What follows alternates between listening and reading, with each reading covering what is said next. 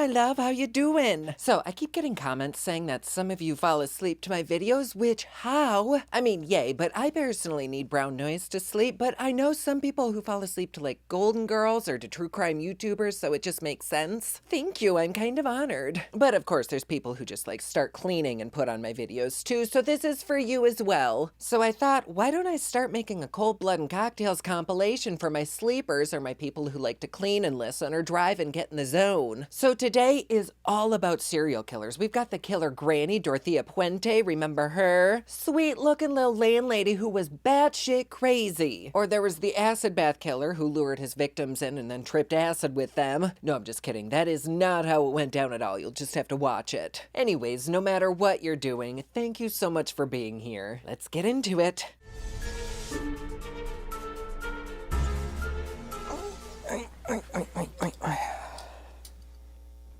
I look like gay Super Mario. And he said, honey, is that your nightstick? Or are you just happy to see me? And oh, hi there. Sorry about that. Didn't see ya. I'm Nady, and welcome back to the Cold Blood and Cocktails podcast. Hold on, we're gonna move this. Put that right there. No, it looks better up here. You know the drill. Come on in. Everyone's welcome, but leave your crap at the door. Ain't nobody got time for that. This is a precinct of love, of positivity, all that good shit. It's supposed to go right here like a fucking parrot, but I don't have anything to clamp it to. Okay, whatever. Let's get into this. How you doing? It's great to see you. Do you like my bangles? Oh, ow. Oh, too tight. Normally I'd be asking for them tighter, but not today. You know, I'm not full of myself, but I do kind of make a little bit of a hot cop. I should be a stripper. Pay me to keep my clothes on. Okay, well, let's get into today's cocktail, shall we? We have a hibiscus hillside, what is this? A hillside hibiscus old-fashioned. It's very easy. It's just 2 ounces of rye whiskey, a 1/4 ounce of hibiscus simple syrup, very easy to make, 2 dashes of Angostura bitters, or however the fuck you say that, and 1 dash of orange bitters. You just shake it, or stir it, I think, and put it into a glass. Let's see. Cheers. Yes! I do love me an old-fashioned. If it don't make you cough, it don't do nothing. So today's case, it is a sad one. I mean, they all are, but this one especially, it's just like everything was so freaking random, and it mars my memory of old Hollywood, and I don't want anything to do that, you know. We're swinging our asses all the way back to Los Angeles in 1977, and this was not the cute, glammed-up Hollywood with Farrah Fawcett hair and glittery bell-bottoms. This version had cheap weed and even cheaper blowies. Sign me up. The smog was thick, the porn stashes, they were even thicker. Billboards everywhere were promising fame, skinny white guys were promising cocaine, and 1 gust of wind could blow a model's malnourished ass from the Sunset Strip to San Diego. LA at night had this weird vibe where everything felt possible, yet completely doomed at the same time. It was like the gay on a dance floor after 2 vodka Red Bulls and a pill they found in the urinal. Like, you could totally meet your soulmate, get discovered by a casting agent, or get murdered in a bush behind a Jack-in-the-Box. Each had a very high probability. And on those hills, the ones tucked just beyond the city lights where rich people pretended they couldn't hear the screams from down the canyon, something dark was lurking in the night like Bad Del Taco shits. Something haunting, still like Bad Del Taco shits. Well, this little something was angry and bored and horny, and all those combined make for terrible indigestion, not to mention chaos. Women, they just started going missing. Teen girls, mostly with soft hair and soft hopes and soft little lives ahead of them. Some were runaways, some were good girls from good homes, some were just walking to the store to grab a bag of chips and some diet pills. Didn't matter. In those hills, they were all the freaking same. And LA cops at the time? Bitch, they were as useful as a screen door on a submarine. They were skinny legends, just stretched so thin. They were overwhelmed, underpaid, overconfident, and raging hard for their own authority. You had murders popping off left and right across the whole damn city, and these men were still wandering around with their fists up their asses like, it sure is a coinky-dink that all these people are dying. I'm sure it's nothing, right? Meanwhile, a killer was out there delivering bodies like a fucked up DoorDash service. The first girl found was young, a sweet little thing. She was only 15. And Sue had light brown hair, an innocent, shy smile in her school photo. She looked like the girl who would sit behind you in homeroom and doodle bunnies on her notebook and draw hearts around her crush's name. That was me. Not the crush, I was drawing the hearts. Never the crush. Well, now she was lying in a patch of brush in the hills, posed. Whoever put her there positioned her like a Macy's mannequin, arms splayed, legs placed just so, clothes kind of draped. And the officers who found her acted like they'd never seen a titty before, let alone a crime scene. One cop actually tried to cover her with his jacket, which, okay, human decency, that's sweet, we love that, but they also contaminated everything because he had barbecue sauce on his sleeve. Like, this was the level of bullfuckery we're dealing with here. However, I bet you none of their mustaches would have fallen off in the wind. Also, do not ask me if the carpet matches the drapes. Well, this poor girl, she wasn't just killed, she was displayed like someone wanted the world to look. Like they wanted attention and credit. And this was extra weird because the spot that the body was dumped in was kind of the perfect spot to be found. Like the killer knew people would find her. They knew how frequently people went there, knew the cops would see her, and knew this would leave a streak in people's dainties when the news broke. This wasn't some messy-ass chaotic, oops, I hit someone walking and panicked kind of murder. And then, what the fuck do you know, just a couple days later, boom, another little lady. Similar age, same hills, same creepy posing like they're on America's Next Top Model. 2 murders within a week, the gays were gagging, the girls were clutching their pearls, all of LA starts buzzing. Rumors, whispers, moms telling their daughters to come home before sunset or they'd beat their asses with a Tupperware mixing spoon. But nobody knew what they were looking at yet. Not a serial killer, not multiple serial killers, just stranger danger. One detective was like, you know what? I got it. Case solved. We can all go home now for pot roast and potatoes. You know what it is? It's a cougar. Yep. Doesn't matter that the clothes are taken off and draped back on them or that they're posed like a Vogue cover. Yeah, cougar did it. I'll take my bonus now. Rightfully so, with the kind of dingleberries that were on this case, the city was starting to panic. And honestly, it's probably a good thing the public didn't know the truth because the people of LA would have cleared out faster than a Chipotle fart on a bus if they knew what the fuck was really up. While the little LA people were out there doing blow off a stranger's bathroom sink and pretending their band was about to get signed, these 2 apeshit killers had turned a beat-up little car into a kidnap wagon from hell. And nobody was safe. Say like you're a teen walking home, maybe after a shift at the mall, maybe after sneaking out to see your boyfriend who smells like Old Spice, acne cream, and bad grades. And a car just slows down next to you, but not in a creepy, hey, lil' mama, hop in, I got some candy kind of way. No, madam, it looks official. Flashing cop lights, a spotlight, something in the window that looks kind of like a badge, but could also be a shiny candy bar wrapper wrapped around a Kleenex box. And you do what any innocent girl raised not to question authority does. You think you're being pulled over by la policía. Like, hey, Mr. Popo, how you doing? We'll take a suspicious shot for that. Ugh. Oh, there's hair. Is this what a blowy in the 80s felt like? Well, this is when these 2 guys who were totally dressed as full-ass cops, not even the hot stripper kind, like the real-looking cop, they'd get out, grab these girls, and throw him in the back seat like a bag of kitty litter. And once those car doors shut, game fucking over. So, who were these dudes? Well, they were cousins, Kenneth Bianchi and Angelo Buono, Bono? I don't know. AKA the Hillside Stranglers. Which, let's pause for a moment to take a drink and talk about these 2 human hemorrhoids for a second, because the psychology here is juicier than a fresh BBL. Kenneth was the younger one, handsome in that my mom says I'm cute sort of way. He had a soft boyish look, and that man could talk smoother than a shot of Johnny Walker Black. Ooh, that sounds good. And he actually did want to be a cop, but really only because he wanted respect and for the ladies to think he was a sexy beast. So, you know, the same reason as why most people become cops. Turns out, though, he was just a liar and a manipulator and honestly mid in the sack. I also heard he had a micro penis, but that couldn't be confirmed and we won't judge him for that. And Angelo, he was a walking red flag knitted out of barbed wire. He was older and meaner and had a face that looked like it was soaked in Marlboro smoke for 30 years. You know that uncle every family has who you're 100% sure would steal the copper pipes out of your walls once you're on vacation?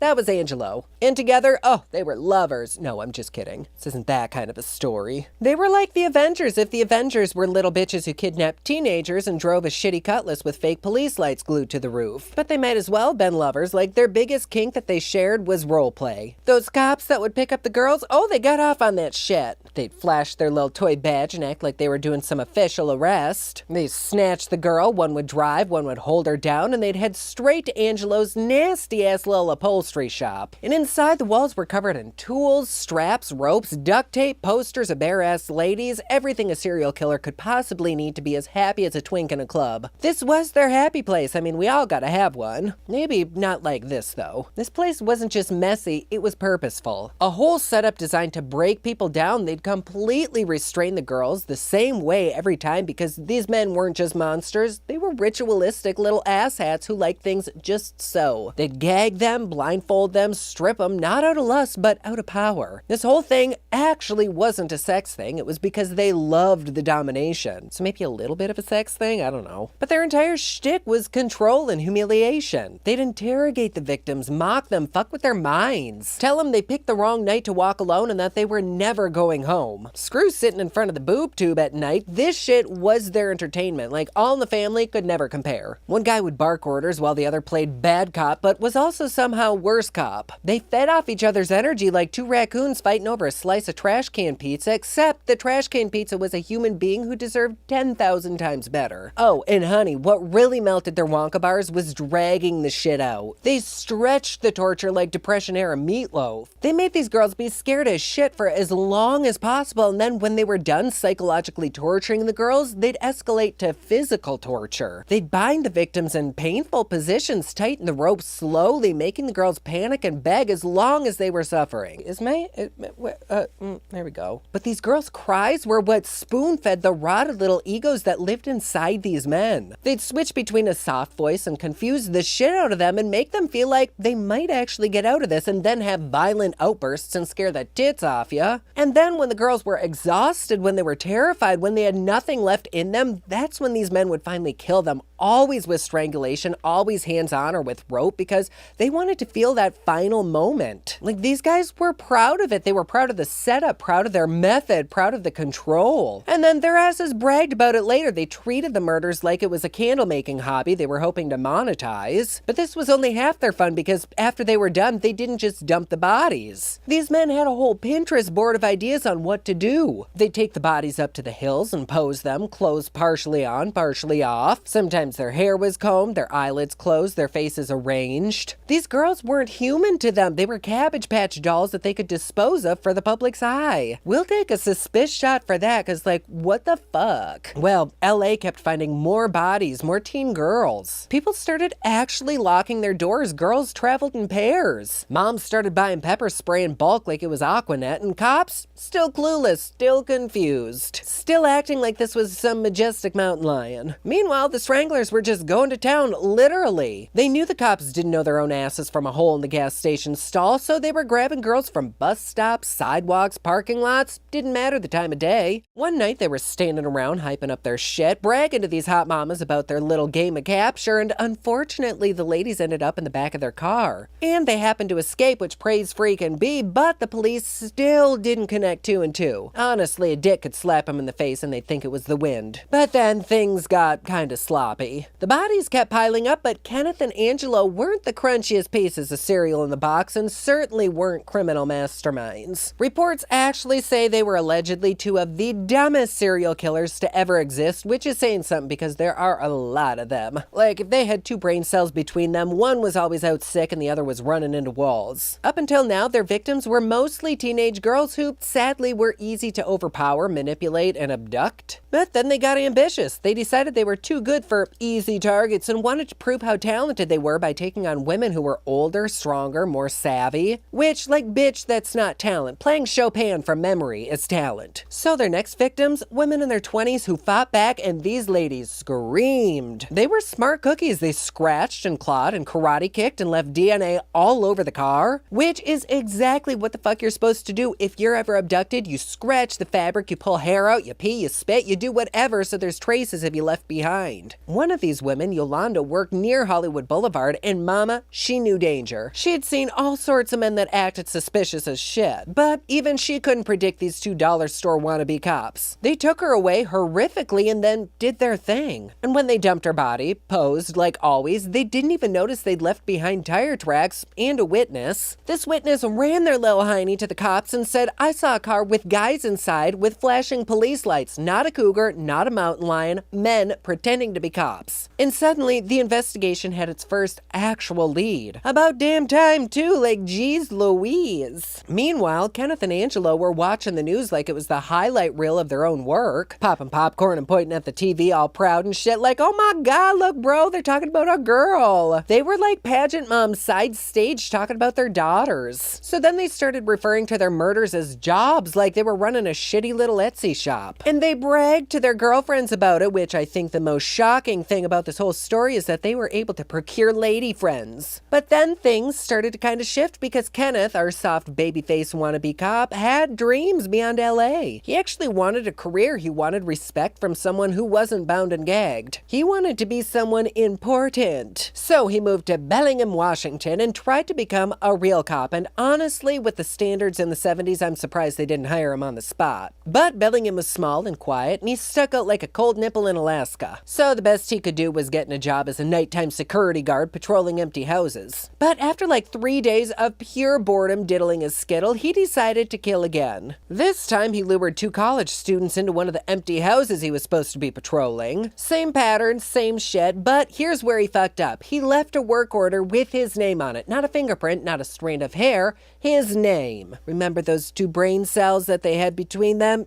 So whenever a patrolman checks a house, they fill out a slip saying who checked the house and they'd have to give kind of a lot of detail on it. Well, this ass munch used his real name and details on the paper. So when police showed up after the bodies were found, there was the piece of paper he'd filled out, which was like a blinking neon arrow pointing right to him. Meanwhile, back in LA, Angelo was big mad, puffing up his chest because his murder buddy had left him hanging. He wanted to murder again. He was pacing around his upholstery shop like a dog that had to shit. And Kenneth, he was in Washington being interrogated by detectives who were like, so why does your signature match the paperwork on the murder scene? And suddenly his ass was like, oh, I have multiple personality disorder. That's what it's called, right? Yeah, that. It didn't work, not even a little. The detective literally said, cut the bullshit. Kenneth folded faster than a dog with its ass poked. He confessed to everything. He gave up Angelo in under 12 minutes, didn't even hesitate. He was like, yeah, he's the guy you want. He's the real killer. He forced me into it. Said Angelo was the puppet master who had his hand up Kenneth's ass, and while he kind of liked the feeling, he was actually an innocent baby angel, which we know was a lie. If he's an angel, then I'm the Virgin Mary doing tequila shots out in the parking lot. They were both monsters, both willing, both thrilled to bits by every second of their captures. And once Kenneth's story fell apart like wet origami, the entire case cracked open like a cheap piñata. The media went wild and all of LA was like, oh, fine a fucking Lee, we can stay out past 5 o'clock again. But before they could celebrate, they had to deal with one teeny tiny problem. Kenneth was a liar, and a terrible liar at that. This man tried every possible excuse to try and dodge accountability. Oh, I was hypnotized. I black out sometimes. I mean, girl, me too. It's called 2 for 1 margaritas at Jimmy's Pub. He even tried to say he was sleepwalking through murder, which like, okay, did you take a handful of Ambien or something? And when he'd bring in the excuse of his evil twin Steve that lived inside his head, cops would be like, okay, well, let's talk to Steve. Kenneth would stare at them, blink, tilt his head like a stroked out chihuahua and say, Steve's, he's sleeping. Yeah, let's go with that one. Meanwhile, Angelo was back in LA, but when LA detectives came a knocking with a warrant, Angelo realized 2 things simultaneously. 1, that Kenneth was a little bitch and snitched, and 2, that he should have killed Kenneth when he had the chance. The arrest was dramatic. Angelo yelling, cops yelling back, neighbors popping popcorn and sitting in their lawn chairs for the show. And the trial was the Super Bowl of dysfunction. The prosecution came in with charts, timelines, forensic analysis, surviving witnesses, everything. Kenneth was being a little bitch though. He confessed something Monday, deny it Tuesday, remember it Wednesday, forget it Thursday, and then ask for a snack break. At one point, Kenneth said, I was under the control of my alternate personality, and one juror wrote in her notes that this man was full of shit. Angelo must have gotten the 2 brain cells for the day because he refused to testify because he was terrified he'd incriminate himself, which he could barely tie his own shoes, so be honest, he would have. He sat in court with his arms crossed like a toddler who didn't want to share his tater tots, glaring at Kenneth with pure hatred. The experts all agreed on one thing, that these men fed off each other, just nom nom nom nom nom nom. Kenneth wanted to feel special. Angelo wanted control. school. Kenneth wanted a father figure. Angela wanted a sidekick. Together, they created a little murder frat house with one shared brain cell bouncing between them like a 2005 screensaver. After years, literal years of courtroom drama, Angela was convicted of 9 counts of murder and sentenced to life. Washington struck up a lucky duck of a deal with Kenneth for a reduced sentence if he testified against Angelo. But California was like, oh, absolutely not, girly. You're still getting life, you little ass munch. So off he went to prison in Washington and ended up becoming a weird little jailhouse therapist. Like, he would give advice to inmates, counsel them, and apparently did meditation. Angelo ended up dying in prison in 2002, and that is pretty much where this story ends. How sad. I couldn't even imagine just like walking out, grabbing my Pepsi and Pringles, and then just being gone the next day. You think you can trust people who look like cops and then they're the killers. I don't like that. They shouldn't be allowed to do that. If you're a killer, damn it, tattoo it on your forehead. Like, shit, give me a little chance to run. And I said, honey, I may look like a clown, but you're the one that has to put a balloon animal down your pants. And oh, hi there. Sorry about that. Didn't see you. Welcome back to another Cold Blood and Cocktails. As you beautiful people know, any tiff you may have, please cast it away because this is a channel of positive energy. Okay? Thank you. Oh, my little jumping jokers, how you doing today? I hope wherever you're at in the world, you're having a great day so far. I myself am doing wonderful. It's a very gloomy day outside, so it's perfect for this, and thank you so much for being here. Also, this hat is holding on by a hope and a prayer, so if she flies off, don't judge. But I am kind of digging this hair. Anyways, cheers to you. Let's talk about today's cocktail. It's called, I think, a Surfer on Acid, and it's equal parts Jaeger, pineapple juice, and pineapple rum. Let's try it. Ooh, that's nice.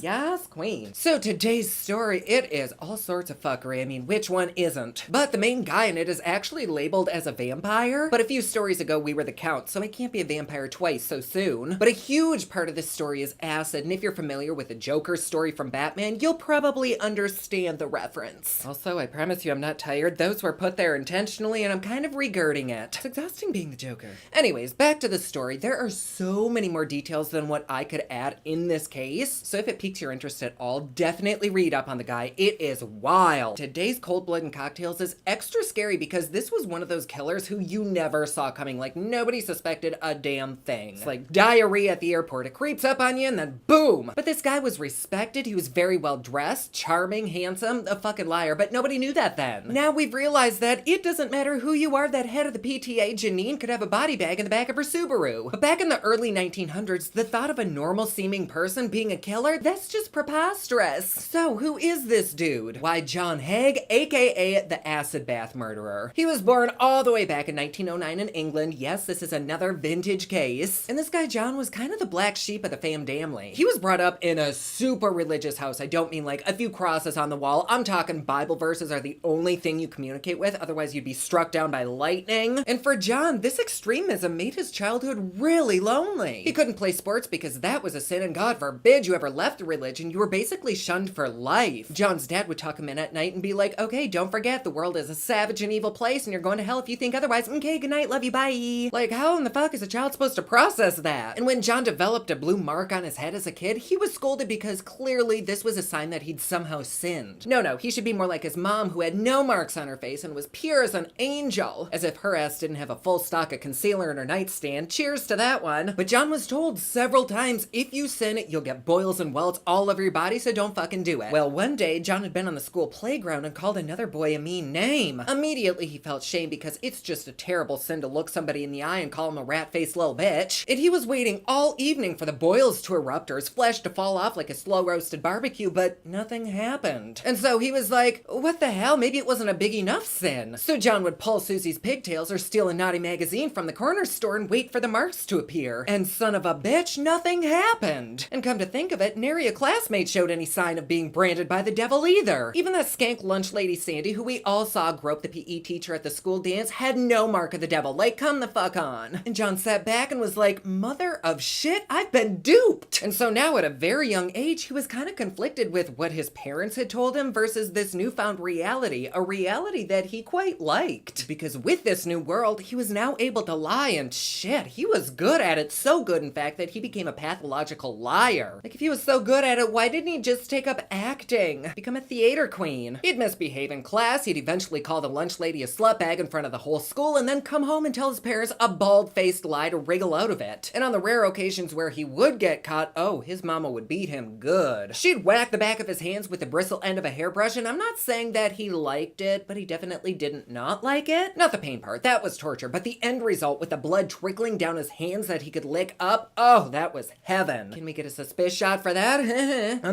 Oh, that's a dangerous drink.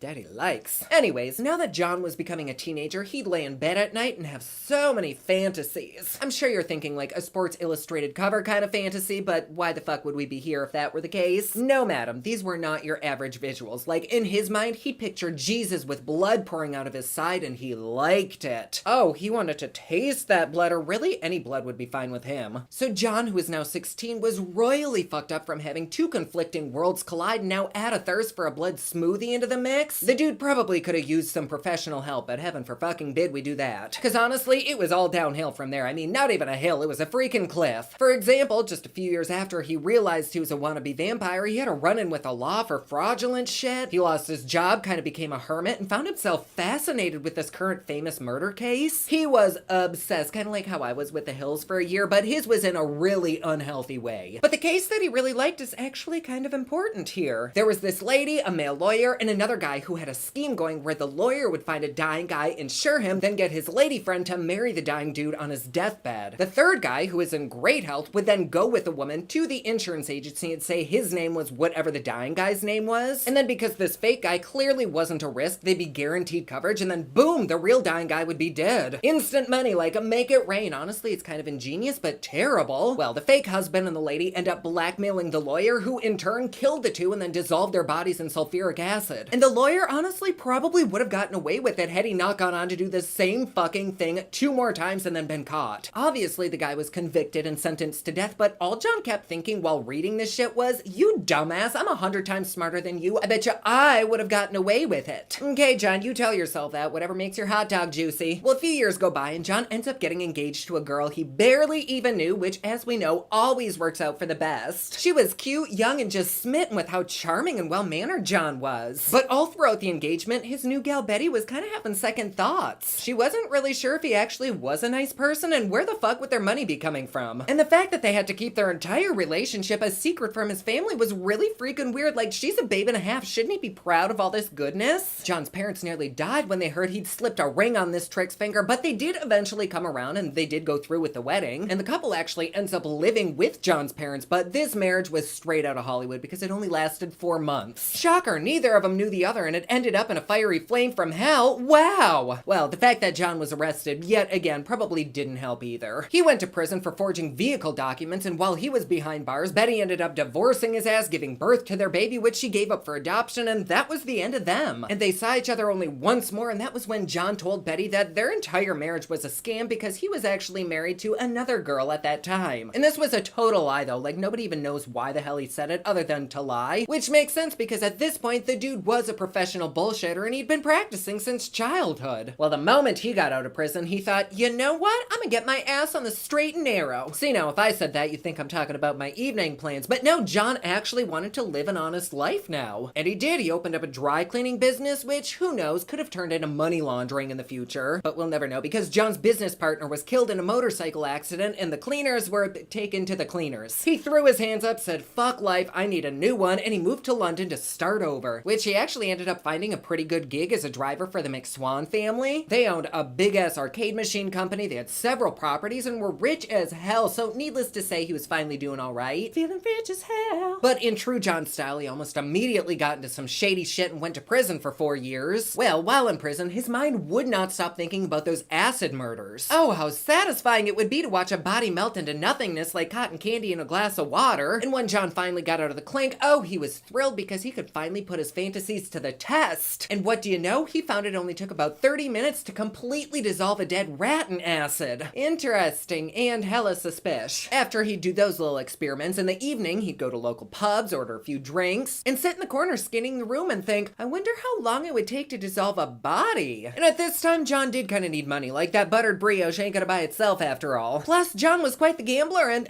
not very good at it, so his debts were real and large. So his idea of melting someone down in a vat of acid began to turn into a fantasy of melting a rich person. And then those fantasies began turning into a plan. Well, one night amidst his murderous planning, John's old friend and boss William McSwan just happened to wander into the same bar John was sitting at and was like, "Hey, you old so-and-so, how you been? Did you catch the Packers game?" They really had been great pals when John worked for him. They were the same age, they had similar interests, and eventually William even introduced John to his parents. That's how you know it's real. And they decided to be the cutest gay couple ever at the end. Kidding, yeah, fucking right. But John did think William's parents were absolutely lovely, and especially thought it was impressive that they just purchased even more rental properties. Like, he wanted to be William. One could say John even had Willie envy, especially when he would see good old William hop around town and collect all of the rents due on his parents' properties. Like, this dude and his parents had money. I'm talking reserved room at Chanel to drop 10 grand on a Tuesday kind of rich. Well, they'd become such close buds that when William confided in John about being called into military service, he fully agreed that William had to go into hiding. He even told William's parents what had happened, and they totally understood. And John really wasn't complaining either. Like, he had a pretty fucking sweet for a while, seeing as he'd basically taken over William's life. He was now living in William's house and collecting the rent checks on all the McSwan properties. This was exactly what he'd wanted, to be William. He'd have lunch with William's parents weekly, their treat of course. But then they'd start to ask John and say, "Have you heard from William lately?"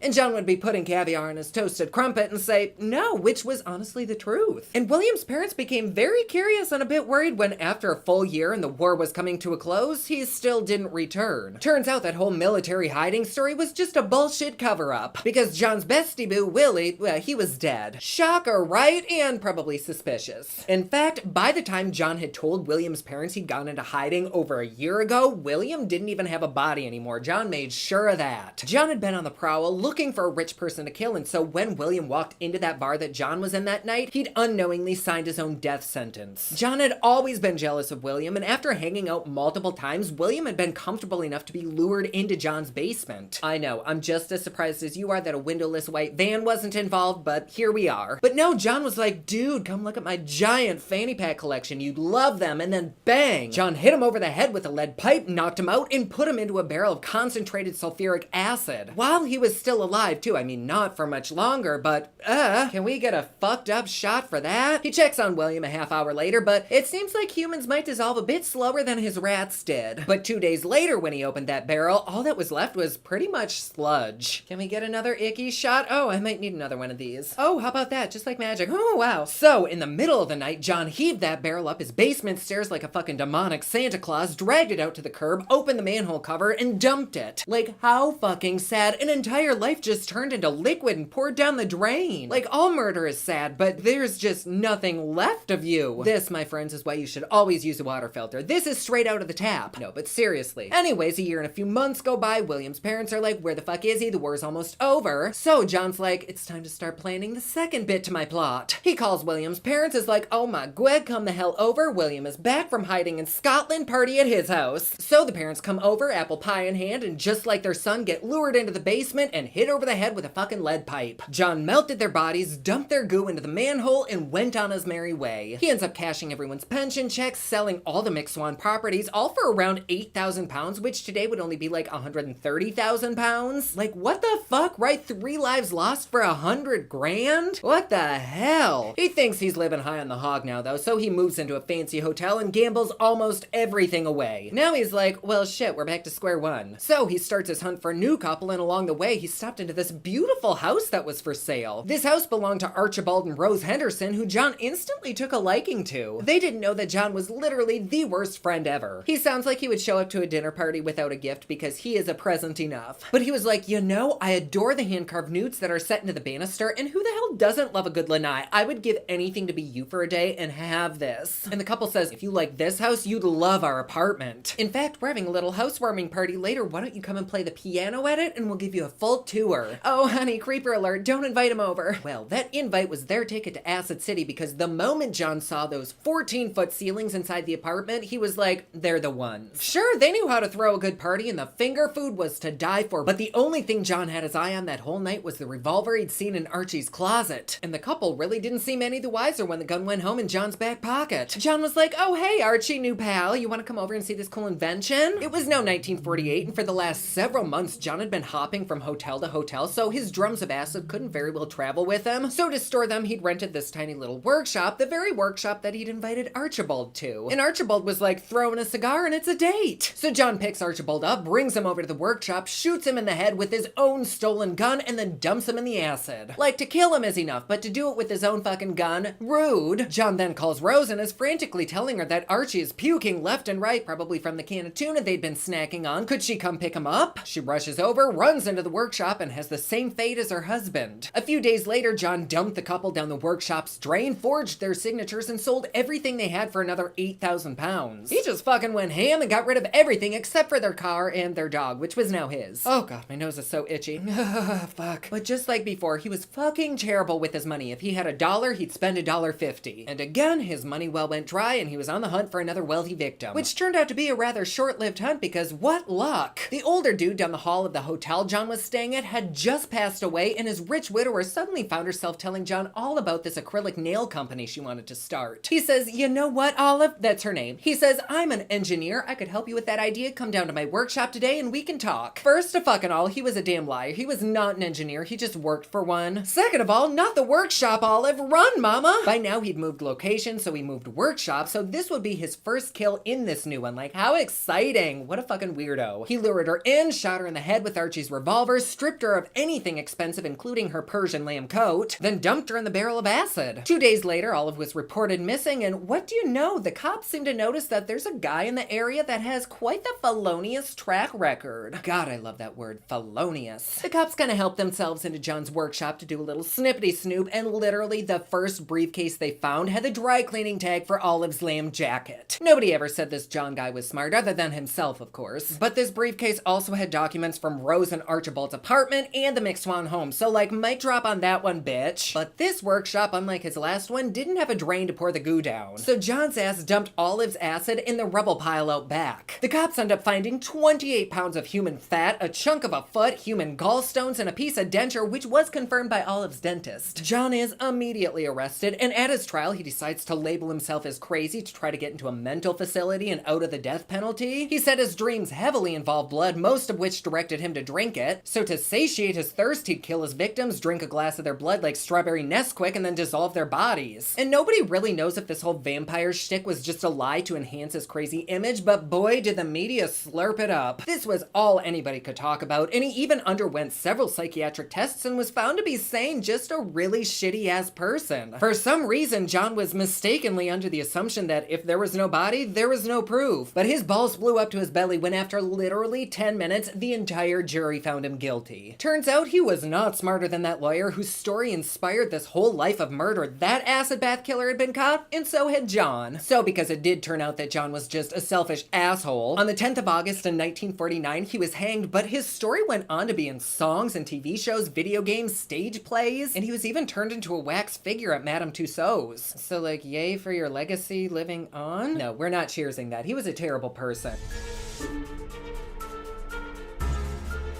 So I took my teeth out, got down on my knees, and I'll tell you what, Mary, it wasn't to pray. Oop! Hold on, gotta go, they're here. Sorry about that. Oh, my little frisky forceps, I hope you're having a great day so far. I am doing fabulous, and is there an ice pack in my crotch? You bet there is. I am in the cutest jacket ever. I wish you could see the whole thing. It's like a fit and flare, but it also happens to be made out of wool. Choices. And before we dive in, let's talk about today's drink. So we are driving to Florida in a few days, and so I'm actually trying to hydrate. While this does have a little alcohol, it's mostly fruit punch, but there's a little bit of blue curacao in there and triple sec. I haven't tried it yet. Let's see how she is. Ooh, that's good. It actually tastes like an apple. Wow, I like it. But speaking of drinks, y'all, get your drink ready and maybe water it down because today's story is full of suspicious. There is an ass ton of names here, but I believe in you keeping up. It's me who's bound to get a few names wrong. The main lady's name is Dorothea, and I guarantee you I will at one point probably call her Dorothy, which is extra confusing because there actually is a Dorothy in this story too. But just keep your titties upright and your eyes forward and we will be okay. So this story is very, very old. I've known about it for a long time, but then I saw it recently on Netflix's Killer Roommates or Worst Roommates Ever, some kind of roommate show. And so I'm like, people seem to be interested in this case again, but let's take it a little bit deeper. Giggity. But if you're a Killer Tour fan, maybe you've seen or heard of this house. It's 1426 F Street in Sacramento, California. Well, I'm gonna go out on a limb here and assume that when the tenants who lived at this boarding house first toured the home, they probably didn't expect this sweet little grandmotherly landlady to turn into a freaking murderous monster. But that, my fabulous and furry friends, is where today's story begins, in the capital, Cali, in the 1980s. And this was a lovely place to live. People around the country were finding this out, so there was a sudden spike in population, and what does having more people lead to? Of course, more couples to swing with, but more realistically, more crime. And it wasn't just the crime rate that was going up in this cozy little sleepy city. The number of homeless people now walking the streets was going up, and you really can't blame them. I mean, California had a very generous benefit program for the homeless, and the weather is divine year-round. And really, the people who lived in Sacramento were totally cool with this. In fact, many of them tried to help, like Judy, who had an outreach program to help mentally impaired homeless people who might not have the capacity to locate all the services that they could get. Well, one of Judy's favorite clients was a 51-year-old man named Alberto Gonzalez Montoya, also known as Bert. Now, Bert, he suffered severe schizophrenia and also talked to voices in his head. And Judy really had this huge heart for him. Like, there was something about Bert's childlike nature that really made her take a liking to him. I think she just had a soft spot and was determined to find him a place so that he could get off the streets and in a safe place. She ended up lucking the fuck out and almost immediately found Bert a place downtown right next to the Capitol. And this place was often used for social workers, so she felt pretty confident in this move for him. And the address, honey? Well, 1426 F Street. And the street itself was, I guess, a bit run down, kind of on the iffy side. Like, if this neighborhood were a deli meat, it would probably be the questionable bologna off in the corner that's still somehow able to be sold for 29 cents a pound. Cheers to that mystery meat, bitch. But regardless of how the street looked, this house, it was like a diamond in the rough with its clean shutters and welcoming blue color and pristine garden and meticulously manicured landscaping. This was the shit. Like, as far as boarding houses go, the cream of the crop, you wanted to be here. And the cutest little landlady you ever did see would pop up at the front door, and to everyone, this lady seemed really fucking cool. Like, she'd probably roll a joint and light up with you while drinking a cocktail. Her name was Dorothea Puente, a woman in her mid-70s who'd been a battlefield nurse during World War II. And this little peach was a charity cherry. She would always donate money and clothes, and everyone just saw her basically as like a fairy godmother to the needy. But Dorothea, she kind of had a very colorful and interesting upbringing that led her to becoming a boarding house owner. Like, she had gotten married at 16 to a World War II soldier and ended up having 2 daughters in the 40s, but she didn't cope well with being a mom and ended up sending one child to go live with relatives, and she put the other kid up for adoption. The husband comes home and is like, where the fuck are the kids? Like, what the hell happened while I was gone? And Dorothea's like, surprise, we don't have kids anymore. Yay, cheers. As one could imagine, this definitely caused a rift between the couple, and her husband ended up filing for divorce in 1948. But then 4 years later, Dorothea finds love again and ties the knot, but begins tipping the bottle pretty heavily. Not only that, but she was a little bit cray-cray and would create characters and believed that she was truly that person. Like, when she told everyone that she was a Muslim of Egyptian descent, like, girl, please. Her new hubby was a salesman and often had to leave the country for work, and this really pissed Dorothea off, so she'd get back at him by sleeping with other men during his travels. Makes sense. You'd think most people would be like, oh, I don't have to blow him because he's away, and I get to spend his money. Best deal ever, but no, not her. She needed cash fast and realized that she had a talent for pleasing gentlemen suitors. And so over the next few years, while she was still married, she became a sex worker and eventually opened up a brothel. But then she ends up getting caught and is arrested. And just all around, young Dorothea sounds like a really stand-up kind of gal, doesn't she? Meh. Well, random person sexy time just wasn't enough for her. She decided to also gamble every penny of her husband's money away. All of this while regularly shacking up with a cop on the side. Well, this husband finds out about the brothel and the sex work and has her committed. And she's like, psh, that crazy shit was just an act, you dumb sluts. And the cop's like, oh, okay. So they end up getting married and have the most fruitful and longest relationship that she's ever had, a whole 14 years. Cheers to that cop for putting up with bullshit. Whew. Eventually, the cop does realize that Dorothea's psychopathy is actually quite real and is kind of fucking dangerous. So they finally divorce. While doing this, she ends up finding another man to pole dance on named Roberto Puente, whose name she ended up keeping even though the marriage only lasted like a fucking week or a couple hours. Shit. It's like a celebrity marriage. She may as well have been in Hollywood. Grandma was a busy bitch, wasn't she? Well, now she was approaching her upper years and was realizing that, holy shit, I've done a lot of bad things in this world. I really need to clean my act up. So she started this boarding home and made it her life's mission to help anyone in need. She'd even hire local parolees and do yard work and welcomed individuals into her home with open arms who had substance substance abuse and mental issues. And a lot of people that lived with her were also kind of creeping towards their elder years, and it just felt like a safe place for them. And everyone living there kind of had interesting lives. There was James, who was a 62-year-old man with literally nowhere to go and a huge-ass brain tumor. Then there was another woman named Dorothy Miller, who is 64 and an alcoholic. There's Betty and Leona, who are both in their 70s, but don't have enough pennies between the two of them to buy a Twix bar. And what's weird is that everyone who was living there received government assistance, yet sometimes they never saw their checks. It was the darndest freaking thing. Just super fucking odd, because Dorothea was the one to always check the mail, but she'd be like, sorry, nothing. Oh, that's suspicious. Cheers to our first suspicious shot. Oh, the first of many. Or if the tenants did get their checks, Dorothea would figure out a way for them to work the system and milk it to get them even more money. But nobody thought this was suspicious because Dorothea was such a giving and charitable woman. She was known all around town and was celebrated for having a huge fucking heart. By the time Bert moved in, there was only one tenant left that hadn't moved out, 62-year-old Vera, who happened to only stay a few nights after Bert's arrival. She just upped her ass and left without saying a thing, which really wasn't that uncommon for a boarder. New tenants began trickling in, like 64-year-old Johnny, who is a retired cook and doesn't touch the hard stuff.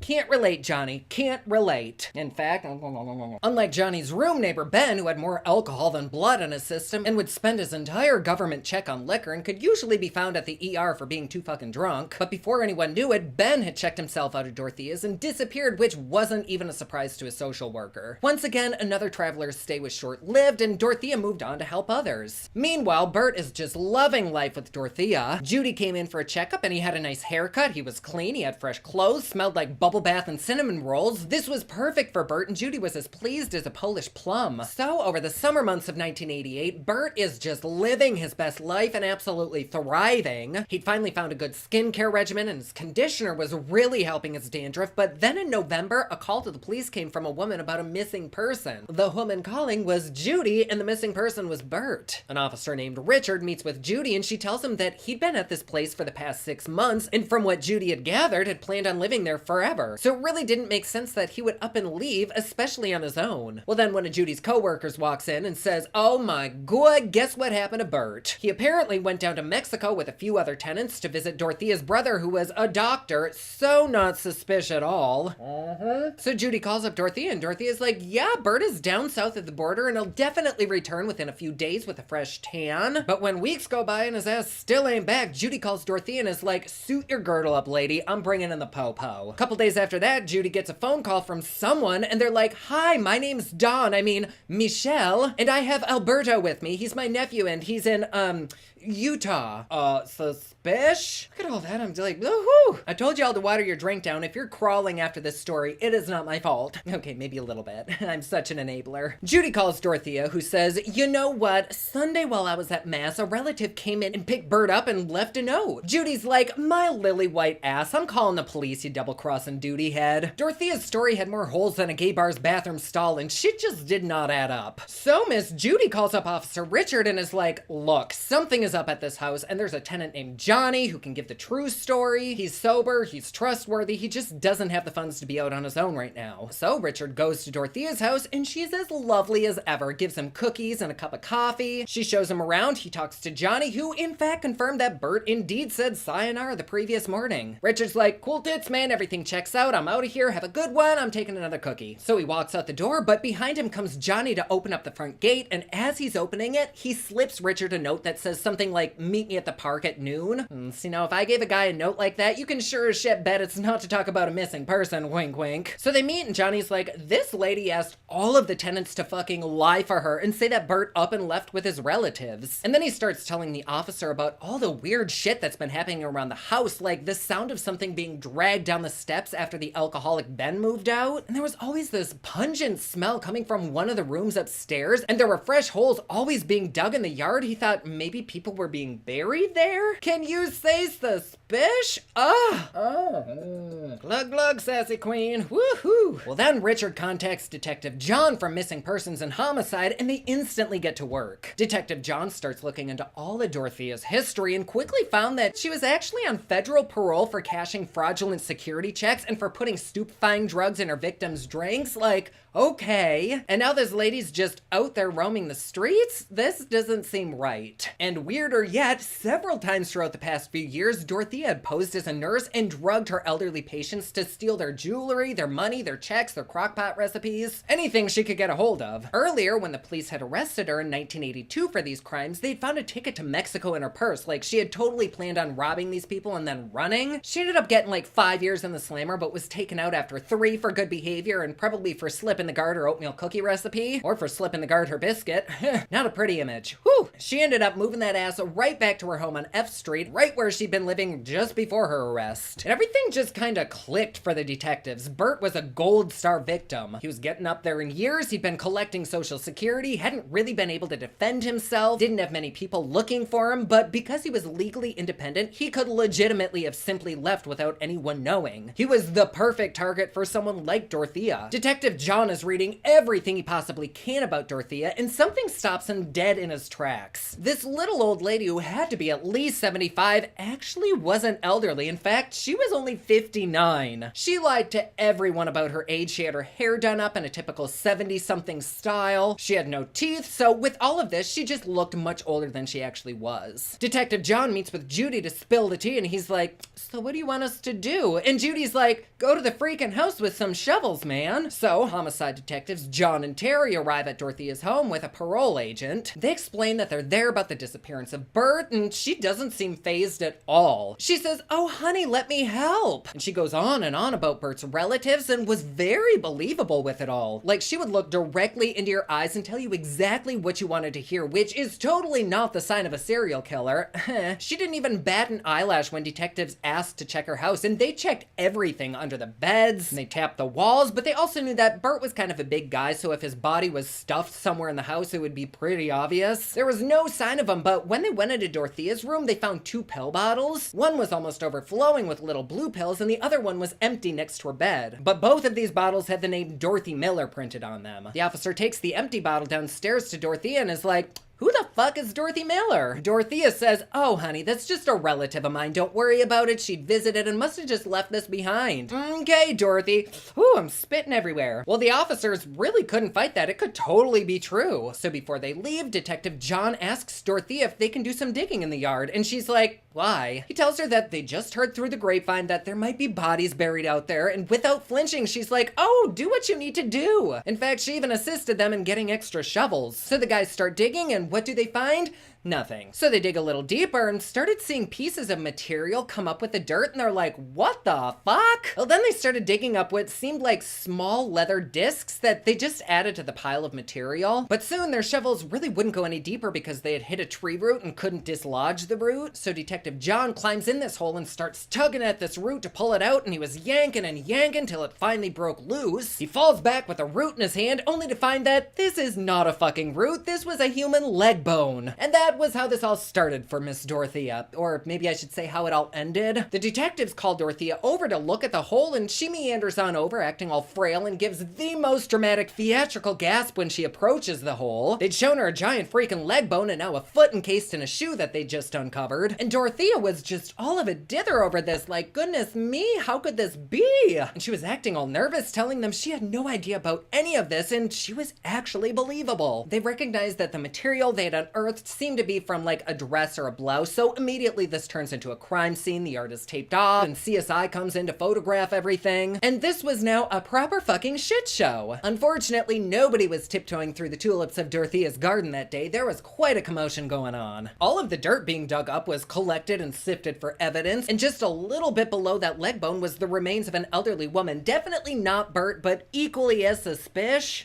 After they exhumed the body, they decide maybe we should go a little bit deeper, and they basically dug up the entire freaking yard, which this story kind of reminds me of our Dean Coral story. Remember that bullfuckery? The total creep who had buried multiple bodies all over a storage unit and like stacked them. People are fucked up. Anyways, the police realized that though this yard is small, this would take a lot more digging than what they could just do by hand. So they have a backhoe come in, and no, I'm not talking about my ex. While they're digging, Dorothea goes up to Detective John, is like, "So am I under arrest or something? Like, what's the sitch here?" Well, at at that time, she wasn't, so he responds, no, why? And she says, well, all of this is just making me nervous, so I was kind of thinking of maybe going and having a cup of coffee with one of my relatives at the hotel around the corner. And to the police, this was a matronly little lady. Nobody suspected for a second that she could hurt a fly, let alone murder anyone. She wasn't a flight risk, and she was being so helpful and so nice, so cops were like, yeah, go ahead. But this didn't really fool Detective John. He thought Dorothea was too nice, too helpful, and she raised so many red flags. But he really couldn't prove anything. Even though he's suspicious of her, he still walks her to her hotel and returns to the digging. He's shoveling away and once again hits another tree root, except this time they knew better than that. It was no tree root. He reaches into the dirt and pulls out a fully clothed fresh leg. What a shitty morning. Poor dude thought he was just gonna go get coffee, have a chill day, but now he's eating a whole vat of steaming suspicious soup. At this point, it had been a few hours since he took her to the hotel, and everyone is like,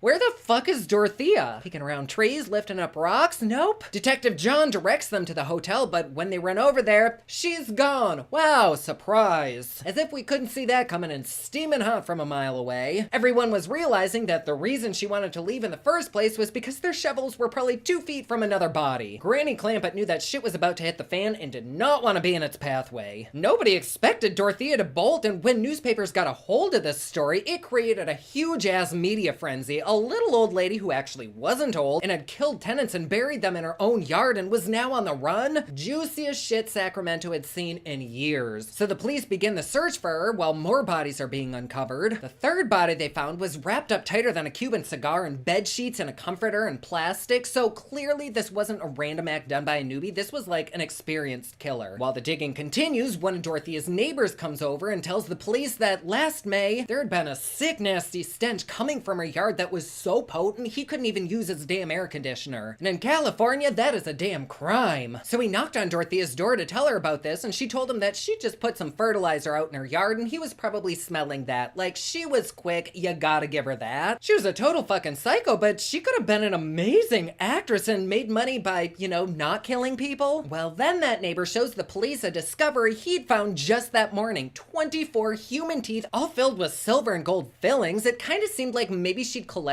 them from her victims and then chucked the little bitches over a fence when the police showed up. So detectives are like, we gotta get this shit going and fast. And their minds were always working. Like, the first thing they did was collect a list of boarders that had stayed there over the last year and a half. And instantly, Detective John notices one of the names, Dorothy Miller, the supposed relative of Dorothea's who owned the empty pill bottle. Weeks go by and there's still no sign of Dorothea, and more bodies are uncovered, and once again, they're wrapped in bed sheets and plastic. And with more bodies, they were discovering a bigger timeline. Some bodies had been buried for a year or two, some just for a couple months, and some even just for a few weeks. This was not a pretty sight. It was not a good smell. Onlookers were vomiting left and right. This was an absolute nightmare. People start to wonder, how could this little lady dig all of these deep holes? Well, it turns out that all those parolees she was hiring to do yard work were actually digging graves. They had no fucking idea that they were doing that either. They would just say, yes ma'am, drink some homemade lemonade that Dorothea would bring to them, and keep digging. I think Dorothea may have told them that maybe she was putting in shrubs or something, but police also discovered that one of the parolees that worked for Dorothea was named Don Anthony, and this was who Dorothea had hired to call Judy and act as Bert's relative, which immediately connects Dorothea to Bert's disappearance. A few days later, someone digging suggests that maybe they moved that shed in the backyard to see if there's anything underneath it, and sure as shit, they find a shallow grave with a fresh body. 2 hours later, they find yet another one buried underneath the statue of the Virgin Mary. But what was different about the body underneath Mary was that there was no head, no hands, and no feet. They were cut off so that whoever found the body wouldn't be able to identify them. At this point, cops are like, we are sure as shit that she did this, so they obtain a search warrant to go back into Dorothea's house and snag over 300 items of evidence. And they find a book that's literally called Drugs and Their Effects just sitting there on the kitchen table. They were like, check this shit into evidence and label it as Dorothea's cookbook. And next to the book was Dorothea's driver's license, except it had her picture on it, but not her name. It kind of seemed as though she'd take her victims' IDs and put her photo on them, just in case little mama had to run. While rummaging through the house, they start to catch whiffs of something nasty, a smell like what the neighbor had described smelling last May. They follow this odor to a room, and when they open the door, it's like death froze over, then heated up slowly in a human 100-degree oven. They'd found the room that Dorothea would keep her dead victims. And the body would be in this hot room for a week, 2 weeks, and just decay. And then the body juices would leak out, and fucking pool onto the floor and just rot the wood, and the point of the story, the shit was nasty. And then they rolled the rug up in that room, and underneath was a soggy, body juice-soaked mess that almost went through to the ceiling below. I once left a banana in my backpack for the whole school year, and I could tell it was rotting, but I'd always forget to take it out. And after a whole year, this banana smelled like a fucking death daiquiri, so I couldn't imagine what this whole room smelled like. Cops are like, how in the hell was all this shit just laid out in the open? Her medicine book, her fake IDs, this whole freaking room? It's all because she was just so trustworthy and so sweet seeming. Nobody suspected a damn thing, and now the lady was on the run. This was some juicy shit, man. Literally. Ugh. And what happens when shit gets juicy? The media has a fucking field day, except in this case, it was actually helpful. Like, they had media coverage in Japan, Europe, Canada, literally all over the world, which made it really hard for her to hide. Of course, if she really did want to hide, all she'd have to do is pop in some teeth, dye her hair, and she'd look like a completely different person. But now with all this media coverage, the house kind of became a tourist trap where people were coming from all over and lining up blocks down the road just to get a glimpse of the crime scene. It was just an absolute mess for all the detectives and everyone trying to dig up these bodies. Meanwhile, the bodies they did find are taken to the medical examiner, and they first start looking into the leather discs they'd found above the first body. Turns out it was the human flesh petrifying and falling off of the bone. Not a good thought, because Detective John had even put it up to his nose to smell it, and it was literally a human potato chip. I'll take a drink for him just for doing that. At least he didn't lick it. But the examiner was having a little bit of a tough time identifying these bodies. They were just too decayed to lift fingerprints, and this was way before DNA was really a common thing. And with no prints, they'd have to look at dental records, except all but one of the victims even had teeth. So then they thought, why don't we just get a list of everyone who's collected Social Security at this address for the last few years? So they did, and holy shiitake mushrooms, Clint Eastwood, you'll never guess. Dorothea had still been collecting Social Security on several people, even though they didn't live there anymore and hadn't really been seen in a while. Could the bodies maybe belong to them?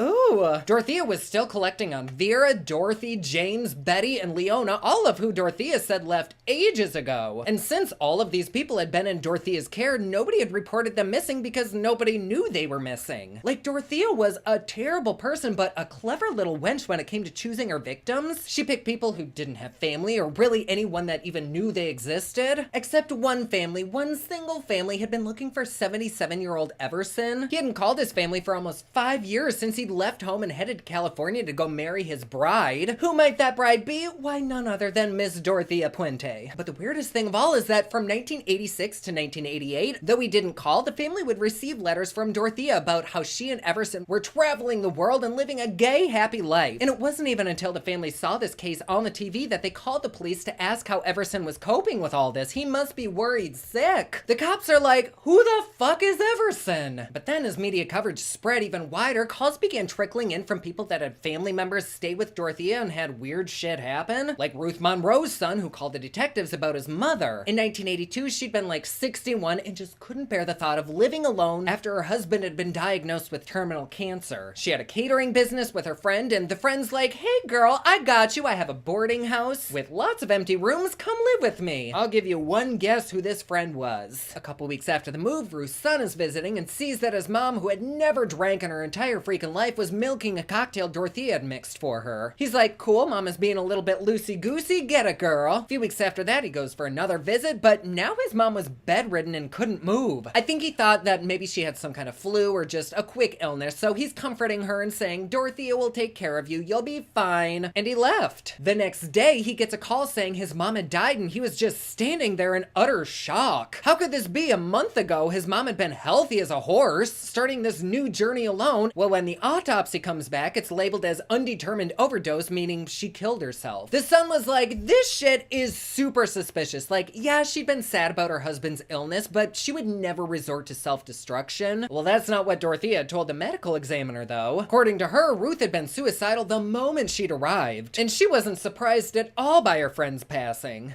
How convenient for Dorothea, especially because it wouldn't be until after she was on the run that they'd find out the truth. What a clever little bee. Detective John finds out that at the time of Ruth's death, this was when Dorothea was about to be sentenced to go to prison for imitating a nurse and drugging the elderly, so she had needed funds for an escape, and Ruth's Social Security had been her ticket, literally. Remember when Dorothea had been arrested and sentenced to 5 years? The ticket to Mexico found in her purse had been purchased with Ruth's money. Like, all Ruth wanted was a friend, and all Dorothea wanted was Ruth's check. Like, how fucking fucking sick and sad. But with all the puzzle pieces starting to slip into place, detectives add Ruth's name to Dorothea's growing body count. At this time, Dorothea was still on the run, and they were getting calls from all over the US about seeing her. Until finally, the LA police got a phone call from a handyman saying he'd just spent an enchanting evening at a local bar having drinks with Miss Dorothea. Or at least somebody that kind of looked like her. He wasn't quite sure because that's not the name she'd given to him, but what did they talk about the entire time? The Social Security he was receiving. Which, how the fuck do you talk about that for an entire evening? God damn, get a hobby. But later that night, he had seen on TV this woman who was trying to scam and kill people, and he was like, holy fuck, I can't believe I almost made whoopee to this woman. The police go to the motel that the man says Dorothea was at, and when she answered the door, she gave a completely different name. The police are like, girl, stop, we know it's you. And so she broke down and said, yeah, okay, I'm Dorothea. And she really opened up to these studs in uniform, giggity. But she told them everything, all about cashing in on the Social Security checks, and was apologizing the entire time. There was no mention of ever hurting anyone, but this woman was basically the Meryl Streep of killers. It was just so believable that she was truly sorry. The police bring her into the station and media's all over it like flies on shit. Who would ever believe that she would hurt a single soul? Here's this elderly, old, grandmotherly woman who wanted nothing more than to give you warm cookies and milk. Detectives couldn't yet prove that Dorothea was even responsible for any murder, but they were working around the clock to try to identify the 7 bodies they dug up in her yard. The first body they dug up had tattoos all over it, which they found belonged to the alcoholic Ben Fink. For the rest of the bodies, the pathologist could only lift fingerprints off of 2 of the victims. One was Dorothy Miller, the supposed relative of Dorothea's, whose pill bottle was in Dorothea's room. The second set of fingerprints belonged to Bert. Poor Bert. And then by process of elimination, they were able to figure out the last victims. There was James, Leona, Vera, and Betty, making it so all 7 of the bodies had finally been identified. But they still couldn't find the cause of death. Still, there was a common factor with all of the bodies. They'd all been wrapped up in plastic and duct tape and sheets, which kind of told them that these people were probably killed by the same person. So Detective John put out a bulletin to nearby stations asking if any bodies had been found wrapped in a similar style. And sure as shit, one county had. A few years back, they'd found an elderly man wrapped in plastic, the same elderly man who had left to go marry Dorothea. By 1990, she's ordered to go on trial for 9 counts of murder. The prosecution calls up almost 160 witnesses and have over 3,000 exhibits. But even with that, it was still really fucking difficult for them to even pin Dorothea. Like, none of the witnesses saw Dorothea do anything wrong, let alone bury anyone. Plus, the coroners weren't even able to figure out the cause of death for the victims. But just because they can't figure out the cause of death doesn't mean Dorothea didn't kill them. This was obviously murder because a majority of the bodies were wrapped and bound, like these people didn't just dig holes and climb in themselves. This was clearly intentional. On trial, Dorothea doesn't deny stealing these people's Social Security or even burying the bodies in her garden, but she kept saying, I did not kill them, they died of natural causes, which was actually really believable because most, if not all of her boarders actually were pretty sick and they may have actually died naturally. And then to continue collecting their checks, Dorothea would just bury the body. But this is still just too fucking fishy. Even if they can't find the cause of death, they were trying their hardest to at least prove some kind of murder. The jury deliberated for 43 days, at that time the longest deliberation in California history. Well, out of all 9 victims, she was only convicted of murdering 3 of them. 4 of the bodies in her yard had an 11-1 decision, meaning 11 people thought she was guilty, 1 thought she was innocent. The other 2 bodies were just split down the middle, so all they could do was charge her with first-degree murder in the deaths of Ben Fink and Dorothea Miller, and then second-degree murder in the death of Leona Carpenter. The judge is like, this is knuckin' futs, we have a serious mistrial with the other 6 bodies. Nonetheless, she was sentenced with 2 life terms without parole and then an additional 25 to life for the 3rd body. Poor Judy ended up throwing in the towel as a social worker after this case. It was just so heartbreaking for her. Bert's and 5 other victims' murders had just kind of been thrown away. Like, even if they proved Dorothea was guilty of all the killings, what would they do? Just keep adding more life sentences? She was already past her prime, like there's not gonna be much repentance for her. As one could imagine, all the victims who had family left are still to this day traumatized by Dorothea's actions. Ruth's son still thinks about seeing his mom paralyzed by poison just laying in bed, and after work some days he's like, okay, I'm gonna go visit mom, and then he realizes she's been gone for a while. Dorothea ended up dying in 2011, and now the home is actually a tourist attraction, and there's a plaque in the front yard that says, it was the awful, awful woman that did it, don't blame me, and it's a quote from That House, basically saying, don't hate the house, hate the person who lived in it years ago, and trust me, we do. And he said, honey, I bet you that sack is full of more than just presents. And oh, hi there. Sorry about that. Good to see you again. How you been? Welcome back to another Cold Blood and Cocktails. As you beautiful people know, any tiff you may have, please cast it away because this is a channel of positive energy. Okay? Thank you. Oh, my galloping little ginger snaps. How you doing today? I hope wherever you're at in the world, you're having a spiffy day so far. I myself am doing wonderful, thank you. Oh, it's been a little while since we've done one of these. I actually grew a full beard. No, not really.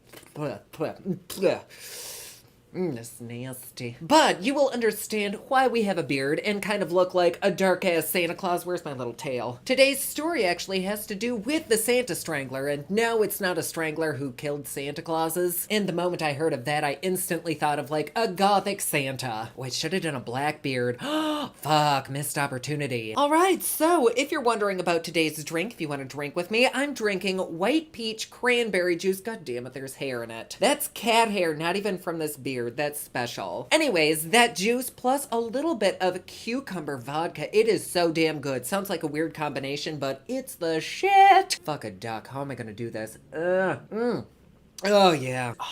This is just how it's gonna be for the whole damn day. And that's all right. Worth it. Anyways, it's been a minute since we've done one of these, but as y'all probably know, I moved across the whole damn country. It took me a long time to set this new place up, but holy shit, it's beautiful now. I'll give you little sneaky peeks on my Instagram story. Make sure you follow me on there. But I am very happy, and we have our new background. This isn't how it's gonna always be. I kind of wanted shelves with lighting behind me because now I can switch shit up every now and again. I can change the color when I want. I can rearrange things. The sparkly backdrop is unfortunately no longer with us, but she had her run. It was like way too long. Normally I'm not one to complain about things being too long, but holy hell. So yes, we're in our new location and I'm just happy that you're here. But without further ado, let's just hop our little taints and titties into this story, shall we? Today's tale starts way back in 2002. Oh, a good time. Legally blonde, low-rise jeans and chokers. The worst clothes ever on over-tanned skin. Oh, memories. Although I guess technically it does start earlier than that, but that's when this cold case from the 1970s was reopened. And for Richard, nothing made him hotter than a cold case. It just, made his nips go cray-cray. And just since like 1960, over 10,000 cases were just sitting there colder than an ice cube to a wax nip, and they were just chilling, collecting dust in his office storage. Also, there is a flood warning, so if you hear rain beating the shit out of my window, ignore it. It's just an average day here in Orlando, and I love it. Anyways, can you imagine that? Like 10,000 lives lost with families who had no idea what the fuck happened? Did their daughter run off to Europe? Did they have an accident? Were they murdered? And if they were murdered, what about all those killers that got away with it? But even though this case was old and cold, which, relatable, any kind of answer that could be brought to friends and family was at least a step in the right direction. But little did Richard think that two women who had never even met, never even heard of each other, and lived in completely different parts of the world would help put a nail in this case's coffin. Every pun intended. These ladies were Jean and Renee, both with secrets that haunted the shit out of them for years. But what the buttfuck did this secret have to do with? Of course, murder. More specifically, a string of sex murders. These crimes began in 1972 in San Pedro, California. A newly widowed woman named Lois was murdered in her bed. And then, 2 years after that, a 50-something-year-old woman named Catherine turned up dead in the park. And police didn't really connect the two murders because they were so different, and they certainly didn't connect them with a third murder a month later. The body of Anna was dumped very nakedly on the side of the road, and the only similarity between all three cases was that they were all really neat murders. Like, not a shit ton of evidence was left behind, which told the police that these were probably intentional killings, not just like a whack and dump kind of situation. Hold on, we need a sip. No. Should I grab a straw? No, that's too easy. Another commonality was that this killer was sexually assaulting all of the women and choking them to death. But really, you can't figure out another way to get your rocks off. Sounds very déclassé to me. Well, other than the fact that their age was between 40 and 60, there really wasn't much more that the police had to work with. Whoever had done this was cleaner than a gay with a fresh fade and left no fingerprints, no clues. They really tidied up after themselves. And of course, nary a damn soul witnessed a thing. I don't get how nobody saw any of these bodies being dumped, yet every other minute there's a Karen and Ken up everybody's asses. Like now is when we're choosing to be blind to things. And lest we forget, this was the 1970s when DNA was as futuristic of a thought as a Brazilian wax. So with the old school techniques that they had to work with, these cases just went cold. But now, flash forward to the early 2000s, this was still a shit show, messy ass case, but 2,500 miles away from Richard was the missing puzzle piece that was about to blow this clusterfuck of a storm into a full-on hurricane. So in 2003, Jean was living her best life. She had a great job in the accounting department in a big city company, wearing pastel pencil skirts with teased hair, very stylish. But there really wasn't a day that went by that she didn't think about the awful memory from 30 years ago. And oddly enough, it was around the same time as those nasty murders back in the 70s. Who'da thunk? Back then, she was in college. She had met a guy who lived in Cali, and it seemed like all was well with her new little surfer bro. And by the sounds of him, I think we'd all like to take a little ride on his boogie board if you catch my drift. Anywho, the new couple decided to say fuck it, and they moved in together, so Jean flew out to San Luis Obispo to find an apartment, and then her manses would head over in a few weeks. Oh, hold on, there's part of my beard on my leg. It feels like a bug. God, I'm shedding like a molting chicken. But yeah, life was really good for this couple, and her new boyfriend's stepdad, Adolf, picked her up at the airport, and she was so impressed with how nice he was. He was kind of on the elderly side, a very kind fatherly figure with an infectious smile, a big white beard, and was happier than a hog and shit to help Jean move into their new apartment and get her ready for his stepson. They'd go to flea markets, home decor stores, rug shops, furniture warehouses, and Jean was really finding a true friend in Adolf. But of course, the dirty little geezer had to go and spoil the friendship soup that they were making, because a couple days before her boyfriend was supposed to be there, Jean caught Adolf staring at her, and he looked creepy as fuck. I'm talking like dude across from the parking lot staring at you while his one hand is moving, kind of creepy. But it's almost like he had feelings for Jean, like in their time together, he'd fallen in love with her. He'd leave her little notes, and Jean would just brush it off, but as you can imagine, this made her hella uncomfortable. And if this wasn't weird enough, one day when they were in the car together, he started telling her a story about a serial killer in San Pedro. At first she was like, ooh, we love a good murder mystery, but then she started to realize that maybe this wasn't just a story, because what he was saying made the hair on her arms stand up, and if she knew then what she knew today, her hair probably would have stood up and ran away from fright. Because at the end of this story, he said it was all about him. Yeah, according to Adolf, he'd murdered 4 women. Suspicious shot? I think the fuck yes. Jean is just sitting there in the passenger seat while Adolf is driving, thinking, what in the titty-tickling tomfoolery is he saying? Like, am I being punked? Is this a prank? And maybe he was trying to impress her and get her to like him by being a bad boy Santa daddy? Because it's kind of working.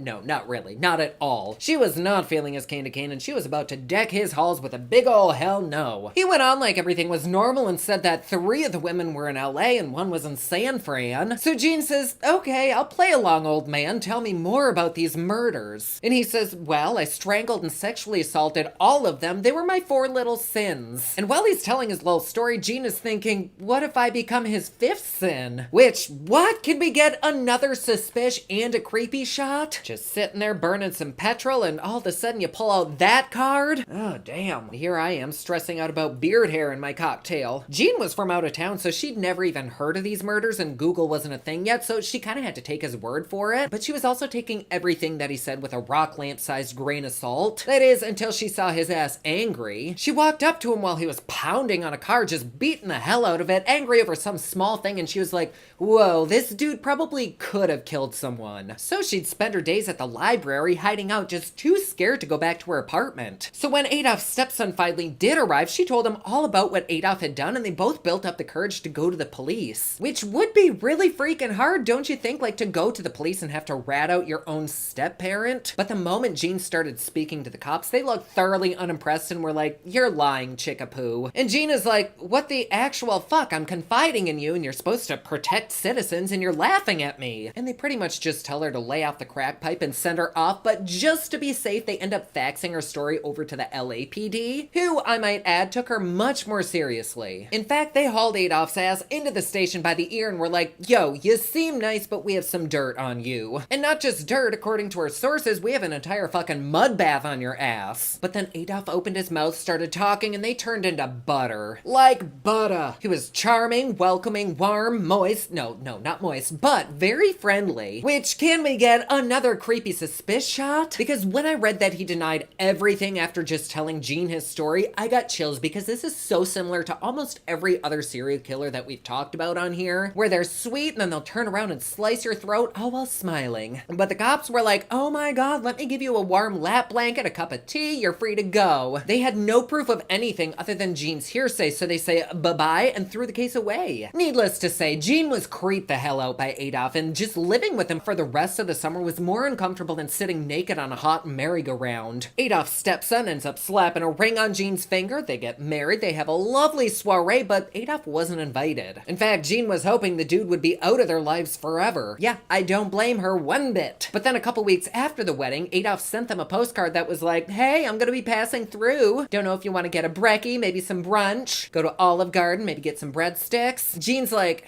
ew. Because not only did he send a postcard, he sent along a few love letters apologizing profusely to Jean, still saying that, oh, you're the love of my life, I want your coconuts and my pina colada, blah, blah, blah. And Jean is just standing there like, what the fuck? But she ignored the letters and they eventually stopped coming. I wish I could say the same about Adolf. Giggity.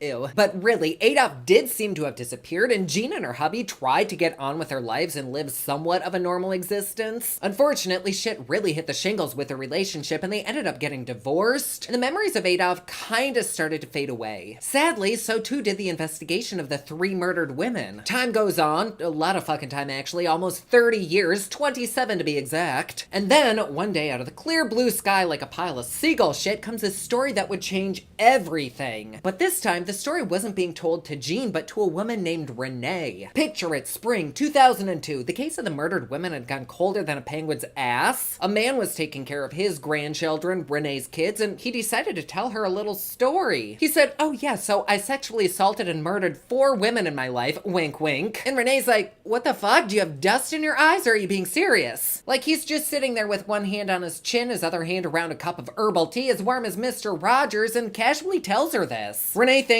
this dude must be fucking joking, because how could the sweet innocent man ever put anyone in harm's way? Like he was helping raise her children. So she's like, sorry, there must have been noodles in my ears. Say that again? And he's like, yeah, I killed 4 ladies. She was in shock. This was the guy she'd called Grandpa, even though she herself wasn't married to her son anymore. The man who would babysit her kids and take them for chocolate dipped ice cream and to school. And here she is sitting face to face with him in utter disbelief. And who do you think this man was? Why, none other than Adolf. Renee's like, okay, so how'd you do it? And without any remorse or hesitation, he's like, I strangled them. She's like, did you make a noose? Like, how the hell did this happen? And he goes on to explain very nonchalantly that he just choked them. Okay, yeah, makes sense. Like, not even in the fun, kinky way either. He was like, I squeezed their little necks until I saw all the life draining out of them. And this old bastard loved watching them fight for their lives. Like, why couldn't he just feed the geese like normal old people? And to top it off, 3 of these murders had taken place in San Pedro and the last in San Fran. 4 ladies, 4 sins. Sound familiar? Right after Gramps told her this, Renee hauled her ass out of the room and went straight to the police. So in comes Richard, who's like, Jean and Renee have literally never met. They don't know who the other is. They're across the entire country from each other, yet they're presenting the exact same story about the exact same man? Can you say suspicious? I'm out. Oh, hold on. They pulled up this dusty ass case as she was telling them the details, and sure as shit, she was telling them things that only the police would have known. After all, there was no documentation of this other than Jean's original statement, so how could she have information on this otherwise? They were like, holy shit, fact, fact, fact, and they started scrambling because this information completely reopened the case. They said, Renee, do you think maybe you could call this guy on the phone and get another confession out of him? She's like, ooh, double agent, hell to the yes, let me go grab my pleather tights and my hairband, I'll be right back. So she calls, and of course he answers in his grandfatherly voice and says, oh, hello, dear. She says, Grandpa, I need to know that everything's gonna be okay. And he replies saying, oh, everything will be fine. I take my problems daily with the Lord. And Renee says, but what the fuck about the story you told me on Thursday? And he's like, well, mistakes were made. And that's really all they get. Like, they were still going on hearsay, so the cops couldn't really arrest him yet. Like, for her, he definitely confirmed this story, but because they didn't physically hear the story, it didn't go anywhere. But Renee's whole world after that changed. unhinged. Because just like Jean, Renee was now wondering if she would be his 5th victim now that he'd confided in her. But as fast as a firework explosion after 3 decades, this San Pedro case was hot as fire. The detectives end up having a meeting and they think, okay, we don't have much on this, so why don't we start from the beginning? So off to Pittsburgh they go, where Jean now lives. They didn't even warn her either. They literally showed up on her doorstep, and before they even introduced themselves, she knew what kind of a hoedown showdown this was gonna be. She invited them in, but was scared shitless because their arrival meant that everything Adolf had told her back in 1975 was true. And how much danger would she have been in had she let Adolf stay in her life? Like, these cops could have very easily have been visiting her grave instead of her home. How about another scary shot for that? Oh fuck, I hit the front of my teeth. Oh.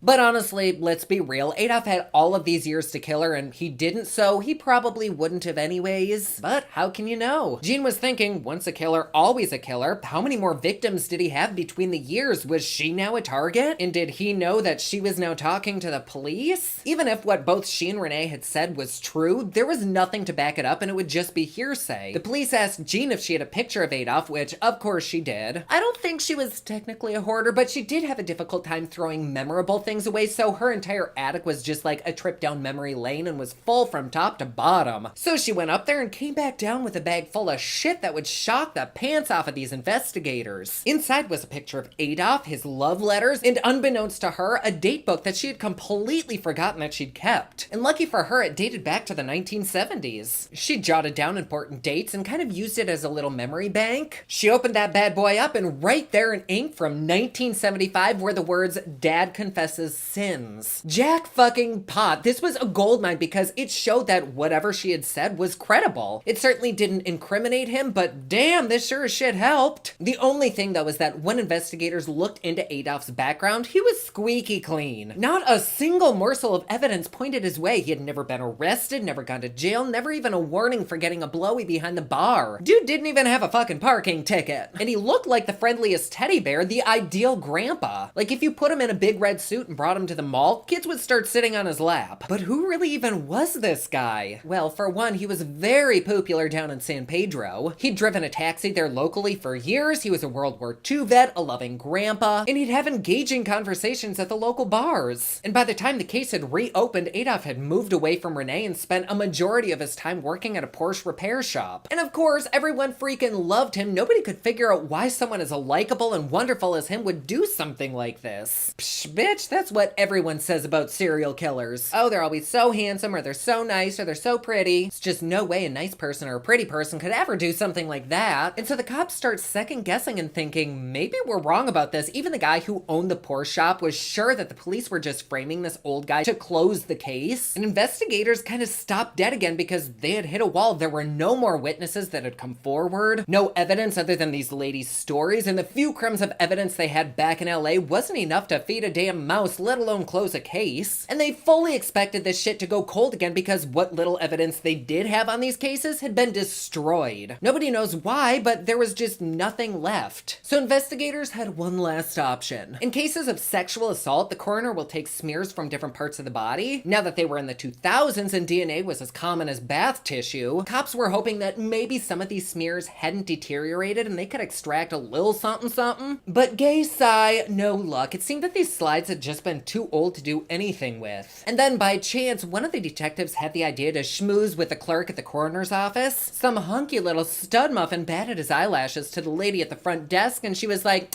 maybe we have something. If I were the cop, I would have been like, ooh, is it a Kiki and mimosas? But no, that's not what she was talking about, and unfortunately, there was no luck. But then, just as they were about to leave that dark and musty, dusty room, the lady comes back and says, you know, we do have a random-ass file cabinet filled with random-ass files from unsolved cases. Maybe there's something in there? At this point, detectives were desperate for anything, so they thumbed through the files knowing this was a 1 in a billion chance. But what do you know? A few minutes in, they find a slide from the first victim from 1972, Lois. The detectives are doing all they can not to shit themselves from excitement. Even though all the other slides they submitted were totally useless, maybe, just maybe, this low-glass bitch was their ticket. The slide was sent off off to the DNA lab and everyone waited on pins and needles. Now, in Hollywood, the results come back in like 5 minutes, but in real life, the test takes almost 2 months. Then, at long freaking last, Richard finally got a call from the DNA analyst. They said, guess the fuck what? We got DNA from the slides you sent in. Woo! Needless to say, cake was definitely served that night at the office. But the case wasn't solved because they needed Adolf's DNA to match up with the slide, and how would they get that? Surely the guy wouldn't be stupid enough to just willingly hand it over when he knew he was guilty about something terrible. And without a warrant, they couldn't just walk up to Adolf and grab a piece of DNA off him like candy from a toddler. No, they decided ain't no school like the old school. Let's bring him donuts and coffee and maybe we can get some DNA from his leftovers. I mean, who doesn't love a good cream-filled long john, am I right? Wait, are we still talking about donuts? Hopefully Adolf would voluntarily take a sip of coffee and discard the cup because unless it was discarded intentionally by him, they were shit out of luck. The only problem, Adolf was almost impossible to track down. He was a very nomadic man that would just up and move from place to place before really anyone could get to know him. He wasn't on the run, yet he always seemed to be a few steps ahead of the cops. Investigators would arrive at the old place, talk to everyone around the area, the homeless people, the shopkeepers, neighbors, but when the cops showed them a picture, everyone was like, oh my good, it's Santa Claus. Fucking ho ho ho, bitch. Also, my mustache is coming off. We'll ignore it. And letting this case go cold yet again really wasn't an option. Like, how many more chances would they have at cracking this? Like, Adolf was not a spring chicken anymore. So for months, investigators were going to every trailer park, motel, campground, whatever, in hopes of just finding some kind of lead on him. And meanwhile, investigators are also trying to figure out Adolf's history to pinpoint exactly why he had murdered. Investigators found that he'd been born in Kentucky in 1926 to a German immigrant. His mom had died a few years after he was born, so he tried to earn the family a little bit of extra money by carving walking sticks and selling them on the street. Later in life, he met his wife Annelle, adopted her son, and they all moved to California. He took up a job as a cab driver in San Pedro, and his wife began teaching dance at a local studio and secretly stripped on the side. She sounds fun. The couple was a rather odd pair too. Like, Annelle was very fit and health conscious, outgoing and vivacious, while Adolf was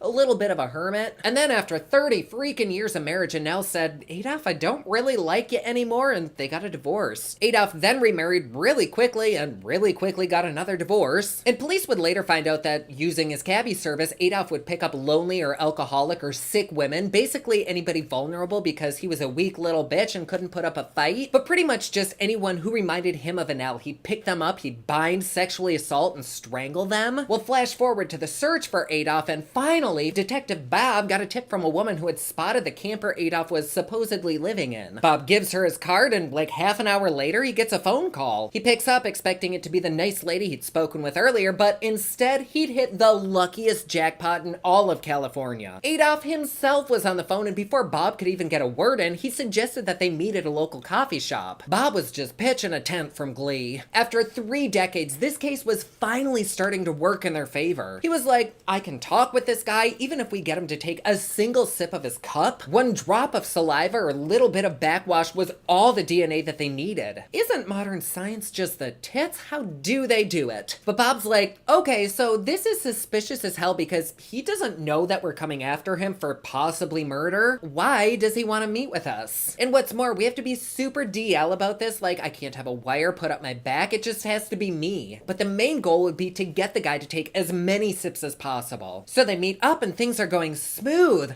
Too smooth, like a freshly waxed Happy Trail smooth. After a few questions about car break-ins or something, Adolf interrupts Bob and says, so we aren't gonna talk about the murders that happened in San Pedro, like back in the 70s? His whole plan of being cool, calm, and collected just went straight down the toilet because he knows that at any point, Adolf could just up and leave. But strategically, he hid his sweat stains and carried the conversation back to the robberies. Shortly after, Adolf stood up, completely forgot about the cup that he left on the table, and they both walked out to their cars. And the moment that Santa Claus-looking hillbilly drove off, Bob rushed his ass back into the restaurant, grabbed the cup, and immediately sent it over to the crime lab. For 2 months, the DNA was poked at and prodded. Sounds like a college party I went to. Put the anal in analyzing.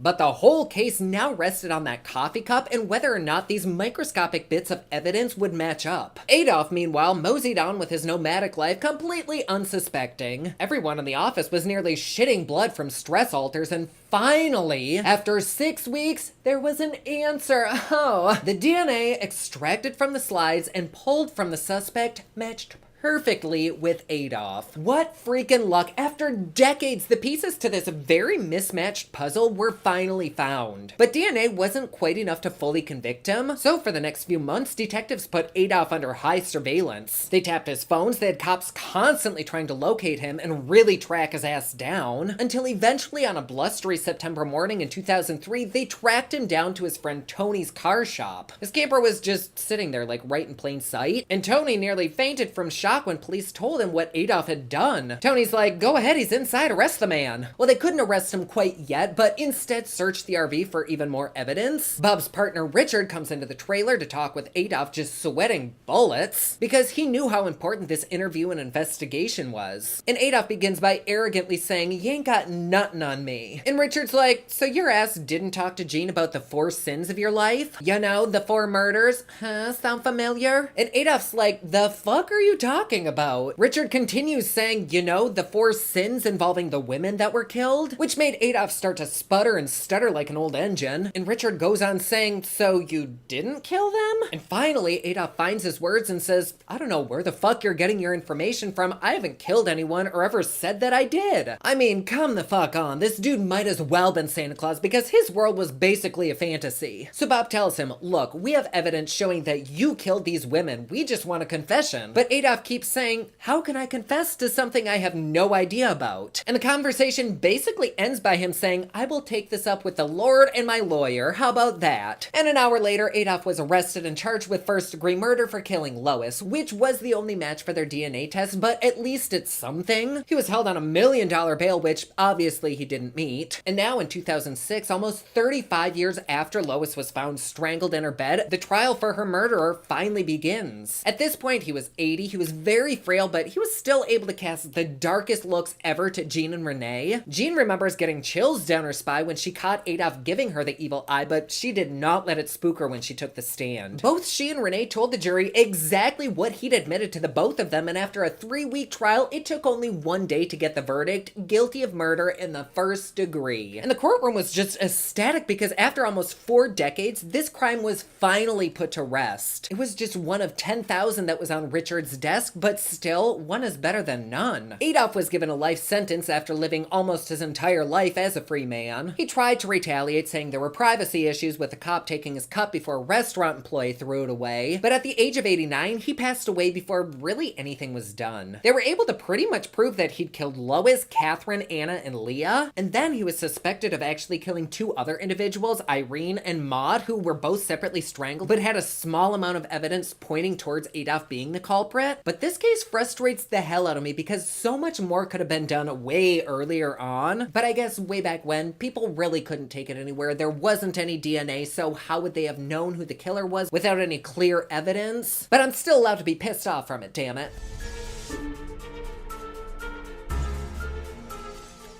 Oh! Hello! How's it going? It's been a minute. Hold on, we need a second. My name is Nadie, and welcome back to Cold Blood and Cocktails. As you beautiful people know, any tiff you may have, please cast it away because this is a channel of positive energy. Okay? Thank you. Oh, my little purple petunias, how you doing today? I hope wherever you're at in the world, you're having a spiffy day so far. I myself am doing very good. I'm supposed to be a Candyman, but look, I've got my Wonka's Willy hat right there. Just a little bit of a change up from the normal scene. No, you may not lick my candy cane. No, madam. No, but for real, how you doing? It is actually very, very stormy outside right now. It was hailing, and so this is literally the most perfect thing that I could be doing right now. Also, please do notice that this jacket is like 10 sizes too big. Holy crap. But I am digging these shoulder pads. Madonna who? Anyways, we have to be nearing, or at least on our 10th episode, and it is just crazy to me how similar a lot of these stories are. I mean, I've kind of always been into like murder mystery type things. I was going to be a crime scene photographer, but I wanted to work with live models, so I did fashion photography instead. I don't know, that job to me just seemed like a dead end.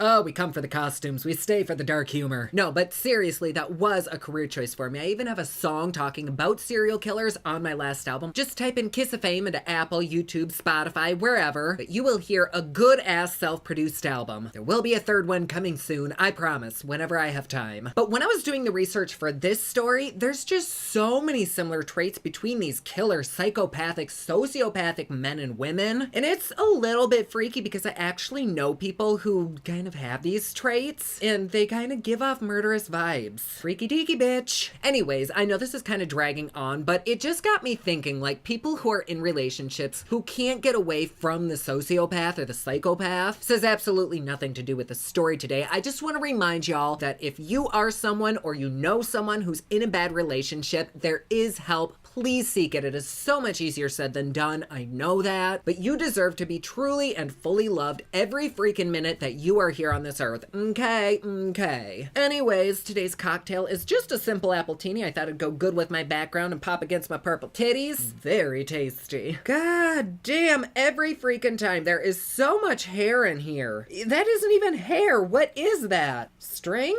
Good. Just gonna pour a little bit more from my French press. We don't judge. Okay, getting into this. This story is dark. This is always a channel of love and positive energy, but these stories aren't happy. I've already explained that I do kind of have some sort of passion for this type of content, and it seems as though a lot of people do as well. I don't know what's up with it. I think it's just the unknown that people have a fascination with, and the fact that most people will never ever go through anything like this. Like, why do we like this kind of shit? It's so sad. So I apologize for the positivity break, but I do try to do this with as much love as I possibly can, if that counts for anything. But with today's story, I actually don't think I can even list what's in it because I'll get instantly demonetized. But there is forced sexual activity that is underage. There's murder, there's violence. It's very dark. I don't think even Bailey has done this story, and I'm kind of hesitant because it's heavy. However, I've actually gotten quite a few recommendations to do this story, and I was first suggested it by my good friend who actually lives near where this happened. And this story is very interesting, and it's absolutely a lesson in being careful with who you trust. Like, a lot of people died, they will be remembered, and at least we can learn something out of this. So my beautiful loves, cheers to you. Let the story start. Today's little tale starts in Houston, Texas. Hot, humid Houston, most amazing fucking mall ever though. And we're gonna take this to an area in Houston called the Heights. Now, around the early 1900s, this was legit the place to be. Like, you did not want to be anywhere else. It was hopping, it was bopping, you'd wear your finest girdle and duds. It was very prestigious. But then by the 70s, the area had kind of become run down. It took on an economic crisis that was just eating the whole fucking area like a plate of damn meatloaf. And that alone took a huge ass toll on a lot of people, but it was also kind of weird because high school kids would just go missing, like poof, gone. And a lot of parents would file a missing report, they'd bug the cops, but not much would happen with those reports. And what was weirder is that those missing reports were kind of far and few in between. Most parents would just assume that their kid up and left. Like, I'm sorry, but what the fuck? Your kid is in high school, they're young, they don't come home, and you assume they just like hightailed their asses to Beverly Hills or something? Girl, please, like, get your shit together. I guess at this time back in the 70s, the Houston Popo didn't really have a missing persons department, so I don't want to say like their lack of interest was justified, but I guess it wasn't quite like now where there's like a whole task force just for missing people. But even though there wasn't like this big division, there were at least 10 teens from the Height that had been reported missing and dozens more that weren't even reported. The point is, there were a lot of freaking missing kids. It was odd, which definitely calls for a suspicious shot.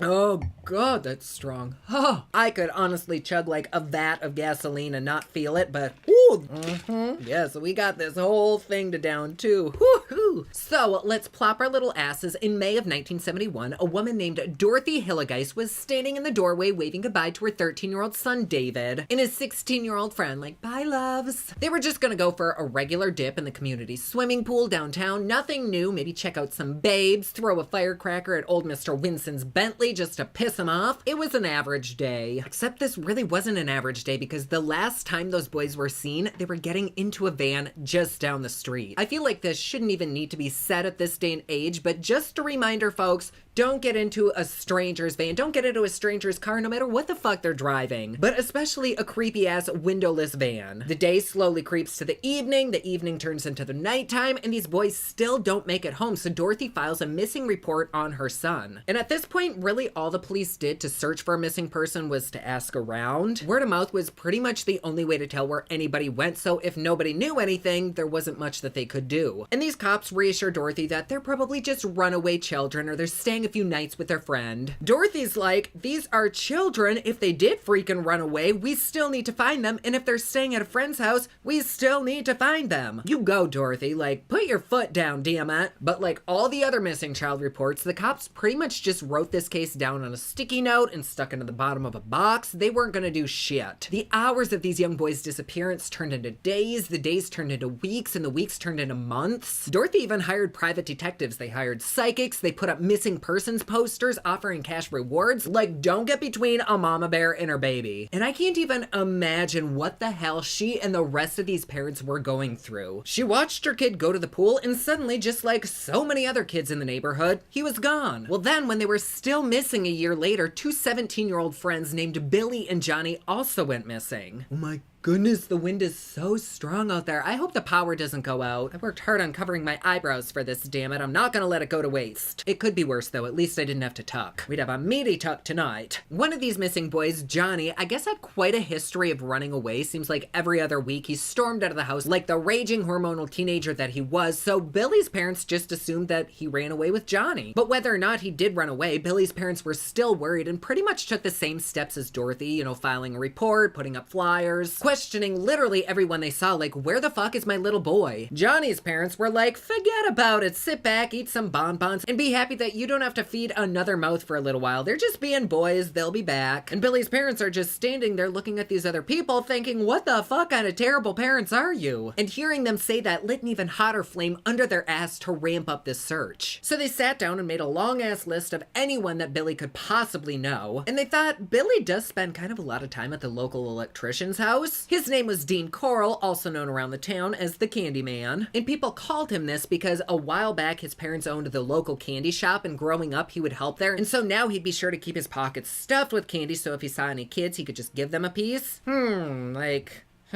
Remember that van warning from before? Well, we don't fucking take candy from strangers either, especially if they make you reach in their pocket for it. Because you know you're gonna pull out more than a Twizzler. Thinking it's a damn circus peanut. Don't be fooled, honey. I do know that at this time, people still believed in the good of humanity, so people probably thought nothing of giving candy to strangers. Sadly, now that's kind of an absurd thought other than on Halloween, which some people are still like, nah. Like now a person's first thought is, get the fuck away from me. Back to the story though, everyone in this neighborhood did absolutely loved Dean. He would help out the community. He would jump people's cars when they wouldn't start. He'd help people carry in groceries. Like most psychopaths out there, he was just really lovable, very social, and of course, good looking. Ring any bells? Jeffrey Dahmer, Ted Bundy, Naked Christian Bale in American Psycho? Although let's be real, I feel like all of us here would let Christian Bale chase us if his chainsaw's hanging out. I'll cheers to that.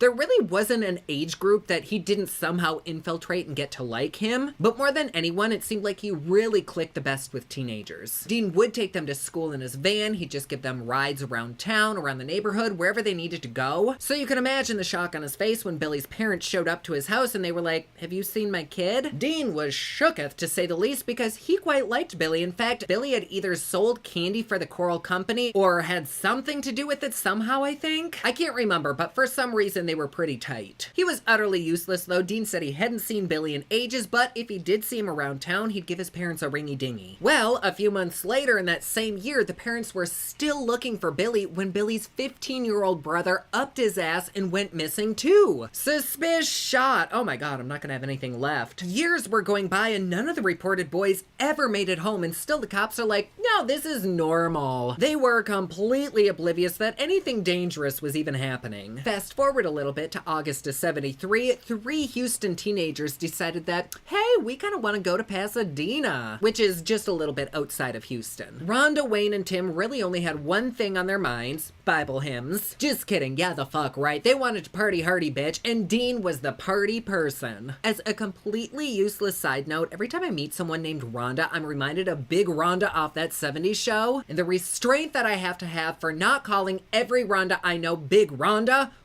It is real. Okay, anywho, sorry about that. So Wayne, he was very, very street smart, not book smart. He was a high school dropout. He lived with his mom. His dad wasn't really around that much. He didn't really feel as though he had a lot going for him. But what he did have were his friends like Rhonda, who was very similar to him. She too came from a broken home and didn't really have much in the parental department. So to escape the sadness of that, they kind of hit up a lot of parties, smoke a lot of devil's lettuce, sniff a fuck ton of glue. Now Tim was the oldest of the group. He was 19, and I feel like he was kind of the chauffeur of this little posse. So at 3 a.m. when Mary Jane and I would just be getting asleep, they arrived at the house in Pasadena, and this shit is lit. Drinks everywhere, open glue bottles at every table, and more fucking joints than a Cheech and Chong movie set. People are hooking up in the closets, 2 people get their braces stuck together while making out, and we're pretty sure that Jenny Helsinki gave Devin a blowy in the pantry. It's just a rumor, but I believe it. Okay, I'm just kidding. I did lie about all that. I'm pretty sure it was just Dean and the 3 teens, so like the 4 of them, but Daddy's gotta juice up the story somehow. Nevertheless, it did seem like a good party, even if it was just the 4 of them. Well, that is until Detective Sergeant David got a call at 8:30 in the morning saying there was a shooting at this party.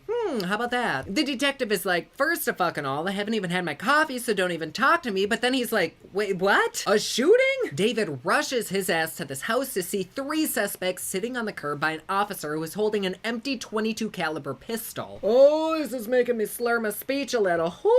Chug-a-lug choo-choo. Wayne was sitting there about as pale as the glue they'd been sniffing and rocking back and forth saying, I just killed someone. And Detective David had no idea that this was about to be the biggest case of his career. He walks inside the house, stepping over the empty bottles and vomit, and sees the naked body of a man lying face down in the hallway. He's like, bitch, this is too early for this shit, damn it. The body's feet are just tangled in bed sheets and his back and shoulders are riddled with bullets. And then a little further from him is a bedroom that this guy had obviously just come from. The police walk in and are like, gay gasp, there are sex toys everywhere. And I'm not talking like going into a Spencer's gift shop. This was like walking into Christian Grey's dark fantasy. Police could instantly tell that this was not a normal shooting, although I don't really know what they consider a normal shooting to be, but I guess this wasn't it. Well, actually, no, I take that back. I guess I can kind of understand what made this a little bit abnormal, because when they walked into the bedroom, they noticed the floor was just covered in a big ass sheet of plastic like Dexter. And then in the middle of the floor was like a bondagey bodyboard that had handcuffs attached to it. Normally I'd say something like, count me the fuck in, but honey, I can't even joke about this shit. Like, even adding little zingers to any part of this story makes me feel weird. The police start looking around the rest of the room and they end up finding 8 more pairs of handcuffs, rope,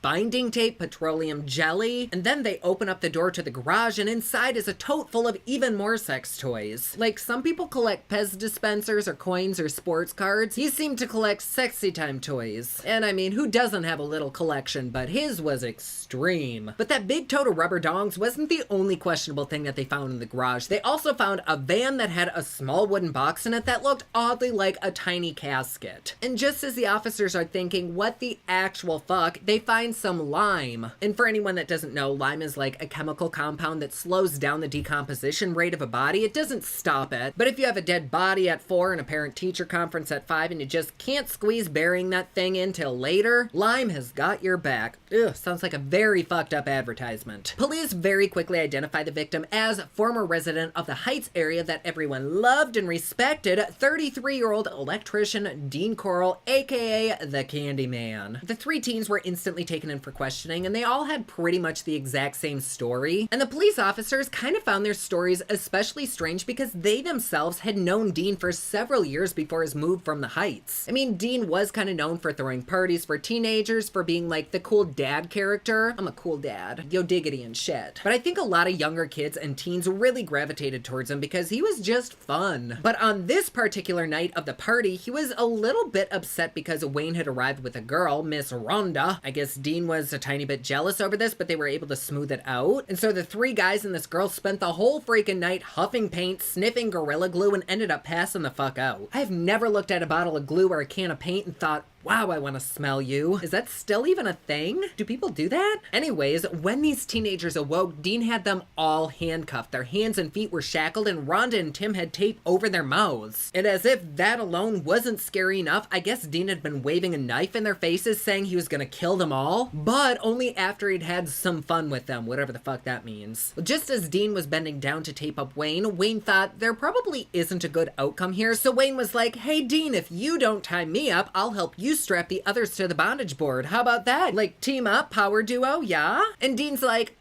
okay, so they end up tying Rhonda and Tim to the body board so they were facing each other. And Dean's like, you two need to get it on together, and I'm gonna get it on with Wayne. And Wayne could just feel that death was in the air. He knew Dean was serious about killing all of them. Somehow, Wayne spotted a gun in the house, and the moment he saw it, he grabbed it, he aimed it towards Dean, and put 6 bullets into his back. Obviously, police determined that this was done in self-defense, but now everyone wondered, who the fuck was this man that we all thought we knew? So starts the police investigation. Just a little bit of research found that Dean was pretty much a loner and kind of a nomad who moved every couple of months. Outside of his work, his only real friends were teenagers, and he was often seen with Wayne and another kid named David, who also happened to be from a very broken home. He was acting very strange and just seemed to be drinking a very tall glass of depresso espresso. Little did the parents know what kind of a monster they had raised. But also, Dean wasn't the only odd duck here. Apparently his teenage friends Wayne and David also raised a few red flags. Investigators had already questioned Rhonda, Wayne, and Tim, but one officer had this gut feeling that there was still some shit being withheld. So, after a little bit of nudging, Wayne finally said that one of the reasons he killed Dean was because Dean had told him that he had a warehouse full of bodies. Talk about fucking creepy, right? The investigators are like,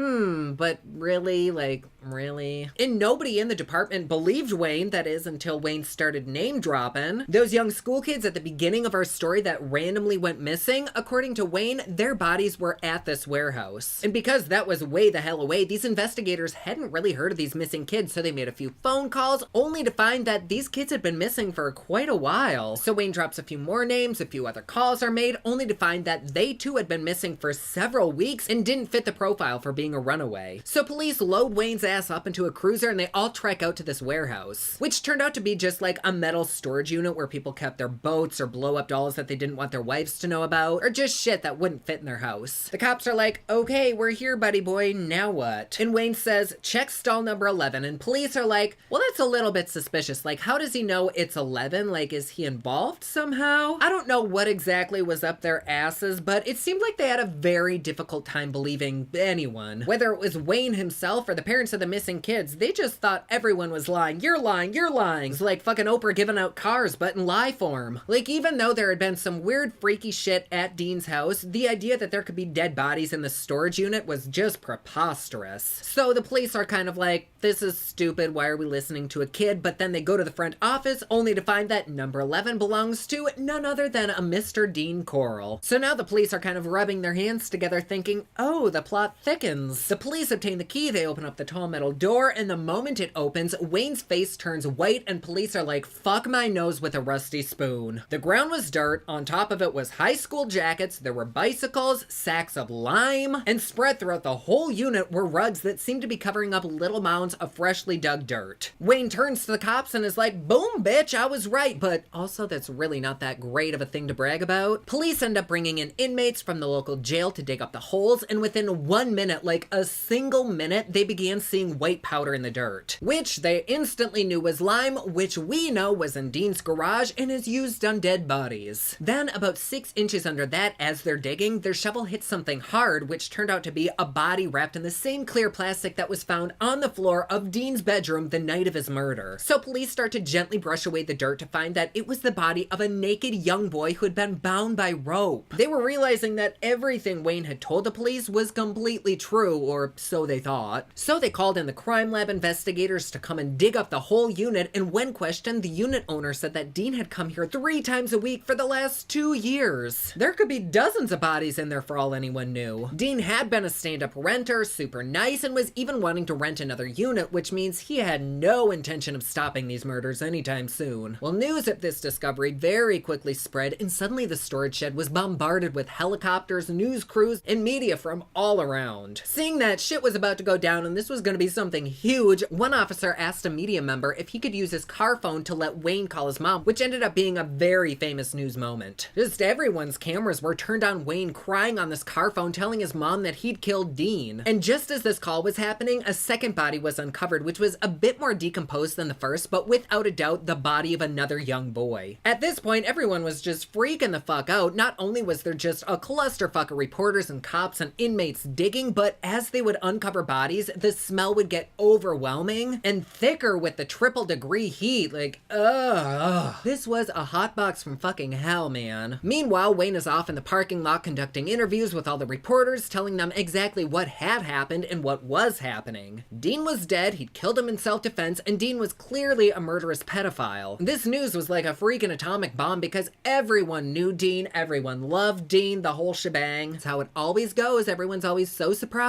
But now, all these people who had missing children, they're wondering if their kid is dead and in this storage unit. Like, people had been filing missing children reports for years, and police didn't know if this was Dean's only burial site. He'd only been at this facility for a couple years, but if there were missing children for more than that, this could be just the tip of the iceberg. Like, within the last couple years, there had been 50 missing kids from just that area alone, not even including the surrounding areas. Police were finally catching on and they were like, fuck, this could be something huge. Maybe we should have paid more attention to these missing children cases. Like, maybe, probably it would have been a good idea. The night goes on, another body is discovered, and then another, and then another. Well, just as it seems like they found all of the bodies, the team starts sifting the soil for any evidence to try to figure out who these kids were. Maybe a necklace, some jewelry, some sort of ID, so they dig a little bit deeper thinking maybe Dean's buried the kids' clothes underneath their bodies. Well, they didn't find any identification under the bodies because what they found under these bodies were more bodies. They were finding 3 people stacked on top of each other. It was like dirt, body, dirt, body, dirt. Like, this was something that could have easily been out of a freaking horror movie. Like, nobody could have imagined this. Like, you have these big burly officers who are so skeptical of Wayne, and they're realizing that it doesn't matter how tough you are, there is nothing that can prepare you for this kind of shock. None of them thought that any human could ever do anything like this to another human, let alone kids. And right before their eyes, this was turning into the crime of the century. All around the world, headlines were depicting this young ex-candy maker, now electrician, as the main suspect in the disappearance of tons of young boys in the Houston area, with hints that there was some sort of sexual abuse involved. And this was in 1973, which I think was kind of a time when kids played outside from sunup to sundown and pretty much did their own thing. Now with these headlines, parents were starting to keep a tighter leash on their kids and tell their kids like, hey, y'all need to either stay indoors from now on or just play in the yard. It seemed like the world just wasn't safe anymore. Like, you could go over to Betty's to borrow a cup of sugar and end up in pieces in her attic. Like, what the fuck was happening? After all, who the hell can you trust if you can't trust a stand-up guy like Dean? But this just sounds so freaking familiar. Remember the dentist in our Deadly Dentist story? Like, everyone loved him, but then look who he was. Oh my goodness. The neighborhood cat is out playing with my holiday decor. Oh, bless him. Anyways, police thought that clearly Wayne is the hero of this story. He'd done the community a huge service by removing this killer. Like, they were about to throw a fucking parade in this boy's honor because of what he went through. But police still wanted to know more, so they bring Wayne back in for questioning. They just want to build a connection with him, get to know him a little bit better. Well, Wayne ends up getting very comfortable, and it soon becomes apparent to the police officers, just based on Wayne's fidgeting and body language, that maybe he had a little bit more to do with this than he first let on. Like, it wasn't a dead giveaway at first, but as the police would uncover a body, Wayne would know their name. He'd be like, yeah, this is Billy so-and-so, this is Jimmy, and you don't just know that unless you have some sort of involvement. You had to have had some prior connection, more than just Dean telling stories, you know? So now that the police realize this, their little cogs are turning in their brains and they're starting to piece shit together. Like, it was becoming very clear that Dean and Wayne's relationship was maybe a bit tighter than Dean's relationship had been with his dead victims.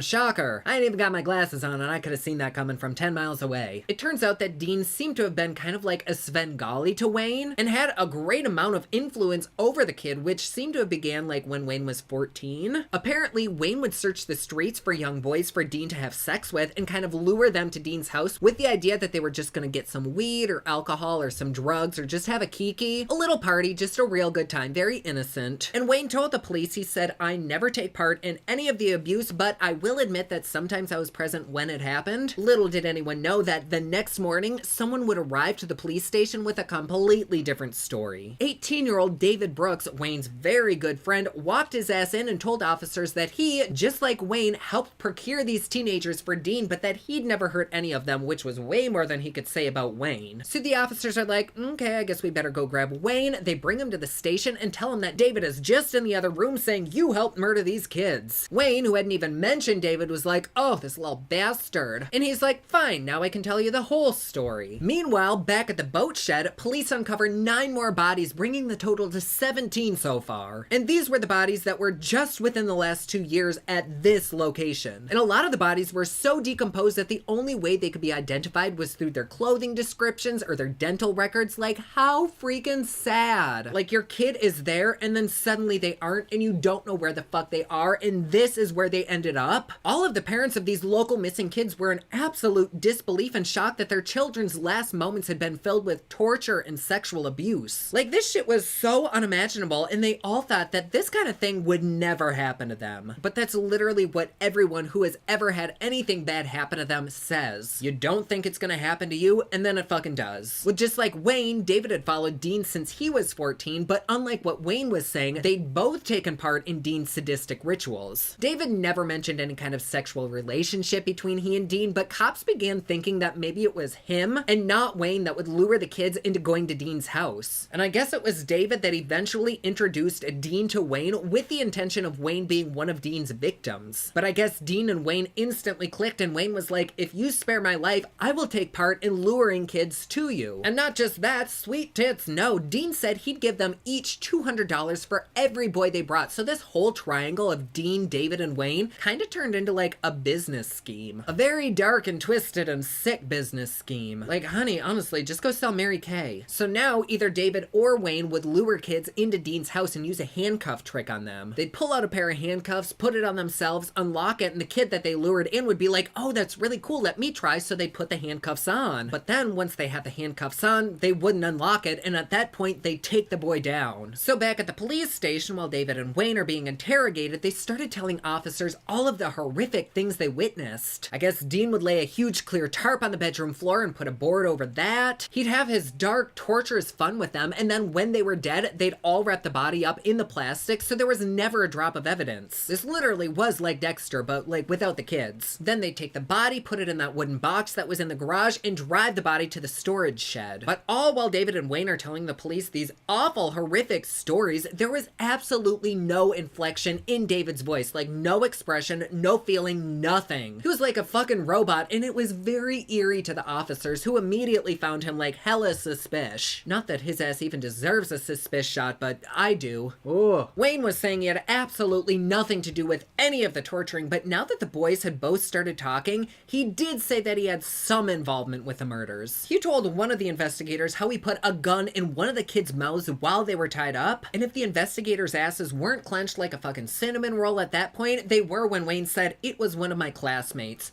What the fuck? One of his classmates! Oh my god. Apparently, these boys had a lot more to do with this than they first let on, because they were able to tell police officers the order that everyone was killed in, and exactly where all these bodies were, aka they were with Dean the entire fucking time and had just as much to do with it as he did. So Wayne leads officers out to a wooded area, they're all driving along, Wayne's got shackles on, and he's just chilling in the back seat and suddenly says, stop, there's 2 bodies right over there. So the police stop, they bring out their shovels, and what do you fucking know, there's 2 more bodies. Next day, they all take a little stroll through the woods, and boom, another 2 bodies. 3 of these bodies appeared to have been strangled by tying a bunch of rope around their neck. One of the bodies seemed to have died with a noose around their neck, and all of them seemed to have been tortured and mutilated. A little while later, Wayne leads the police to a beach, surprisingly not to get a pina colada. He said, dig over there, you'll find more bodies. They did, and there were more bodies. And at this point, police are like, fuck me with a dirty rake. Are we gonna be doing this for years and uncovering hundreds of bodies? Like, who knows how long this had really been going on? Maybe Dean showed Wayne where other bodies were buried from before he knew Wayne? Clearly, this wasn't good, and the parade was canceled because, yeah, Wayne killed Dean, but Wayne is just as sick as Dean and basically helped Dean murder dozens of kids. So obviously this shit goes to court, and by the time trial starts, Wayne's led police to the bodies of 27 teenagers who had been murdered just over the course of the last couple couple years. And Wayne and David both admitted to somehow partaking in the killing, so they were both pretty much screwed. And the community was pissed. There was now a war going on between the police and the people. The community was like, we made such a freaking fuss over these missing kids and weren't taken seriously. Why the fuck wasn't this investigated? And the investigators were like, several of these kids ran away from a broken home because things were so bad. Maybe you should be held accountable as well. And so everybody's just having like a shitting war back and forth and nothing is getting done. And while they're off arguing, other people are wondering, how was Dean able to entrance David and Wayne into doing this? Like, you wouldn't think that two 14-year-olds really would have done this had it not been for the influence of Dean. But I think that's just it. The fact that they were 14, very young, probably fearful over what might happen if they didn't comply. And Dean presented himself as this really cool godlike figure that was difficult not to admire. And so were they manipulated? Did they actually want to do this? Because for Wayne, Dean was the father figure that he never really had. So he was kind of able to overlook all the shit that Dean was doing because he was so entranced by having someone like a dad, or something like a dad. But Dean was no daddy. He was a bad man, and he was a pro at being one. But then over time, it's almost like Wayne began enjoying the killing. He had power over whether someone lives or dies. And it was like an adrenaline rush for him, like a drug, and he seemed to be addicted to that feeling, which led him to just a terrible life. Wayne helped kill his classmates, his friends, like what the actual hell? While on trial, it was very clear to the jury that the night Dean was shot, Wayne was probably going to offer his friend Tim to be Dean's next victim, and Rhonda was just there. Dean had been a little bit angry that Rhonda was there, not because he was jealous of Wayne, but because now he'd have to do something with her. Like, what am I going to do with her dead body? Another boy named Billy ended up going on trial who said he'd experienced Dean's sadistic cravings and was the only living survivor. Then in 1974, the trial ends and Wayne was convicted of just one murder, the only one that he actually admitted to, the classmate who he had shot. But then the court kind of hunkered down and really started looking at his confessions and determined there was definitely more. Like, there's no way we can just convict him of one. The court also found out that Wayne and David actually did take part in the sexual abuse and were convicted of raping and torturing several of these victims. Wayne ended up getting sentenced to 6 concurrent 99-year terms, while David received one 99-year term. I mean, both of those suck, but also they seem very fair. Like, they both pretty much got life. And though 27 bodies were found, they were really only found because David and Wayne helped murder them. So is it likely that there are other bodies? Abso-fucking-lutely, you can probably guarantee it. Out of all the bodies that they found, 6 of them weren't able to be identified, so a few years after this case was put to rest, investigators ended up bringing a reconstructive artist in. I guess they basically just draw over the photo of a skull to recreate the person's features. That is just wild that people can do that. I guess the artist did so well that the investigator instantly knew which missing person this was based on the photograph they had in their missing persons folder. Like, shit, that is talent. So now I think there's only 3 bodies that they never were able to identify, which is just really freaking sad. Like, these parents still think that their kid is missing and could be out there somewhere. And what about all the other parents who have missing kids who Dean could have gotten to before he chummed up with Wayne and David? Like, the possibilities of deaths are just endless. Well, Wayne is serving out his life sentence in Houston still, and David ended up dying of COVID complications in 2020. And honestly, this really was just the tip of the peony when it comes to this case. Like, if you really want to get angry, read about Wayne and David, and like everything that they did, it will make your blood fucking boil. But this story was kind of more about Dean, even though these boys did play a big role. It's just hard to talk about everyone when we have like 45 minutes. But this was very interesting. Do you think these boys were manipulated into doing this shit because they were so scared, or do you think they actually wanted to do it? In the beginning, when I was doing my research, I thought maybe I'll give them the benefit of the doubt. Maybe they were manipulated, but in all honesty, I don't think they were. I think they wanted to be there. I think they wanted to do that. Otherwise, they could have gone to the police. They could have stopped it, but instead they actually like murdered people. So yeah, I think they wanted to do it.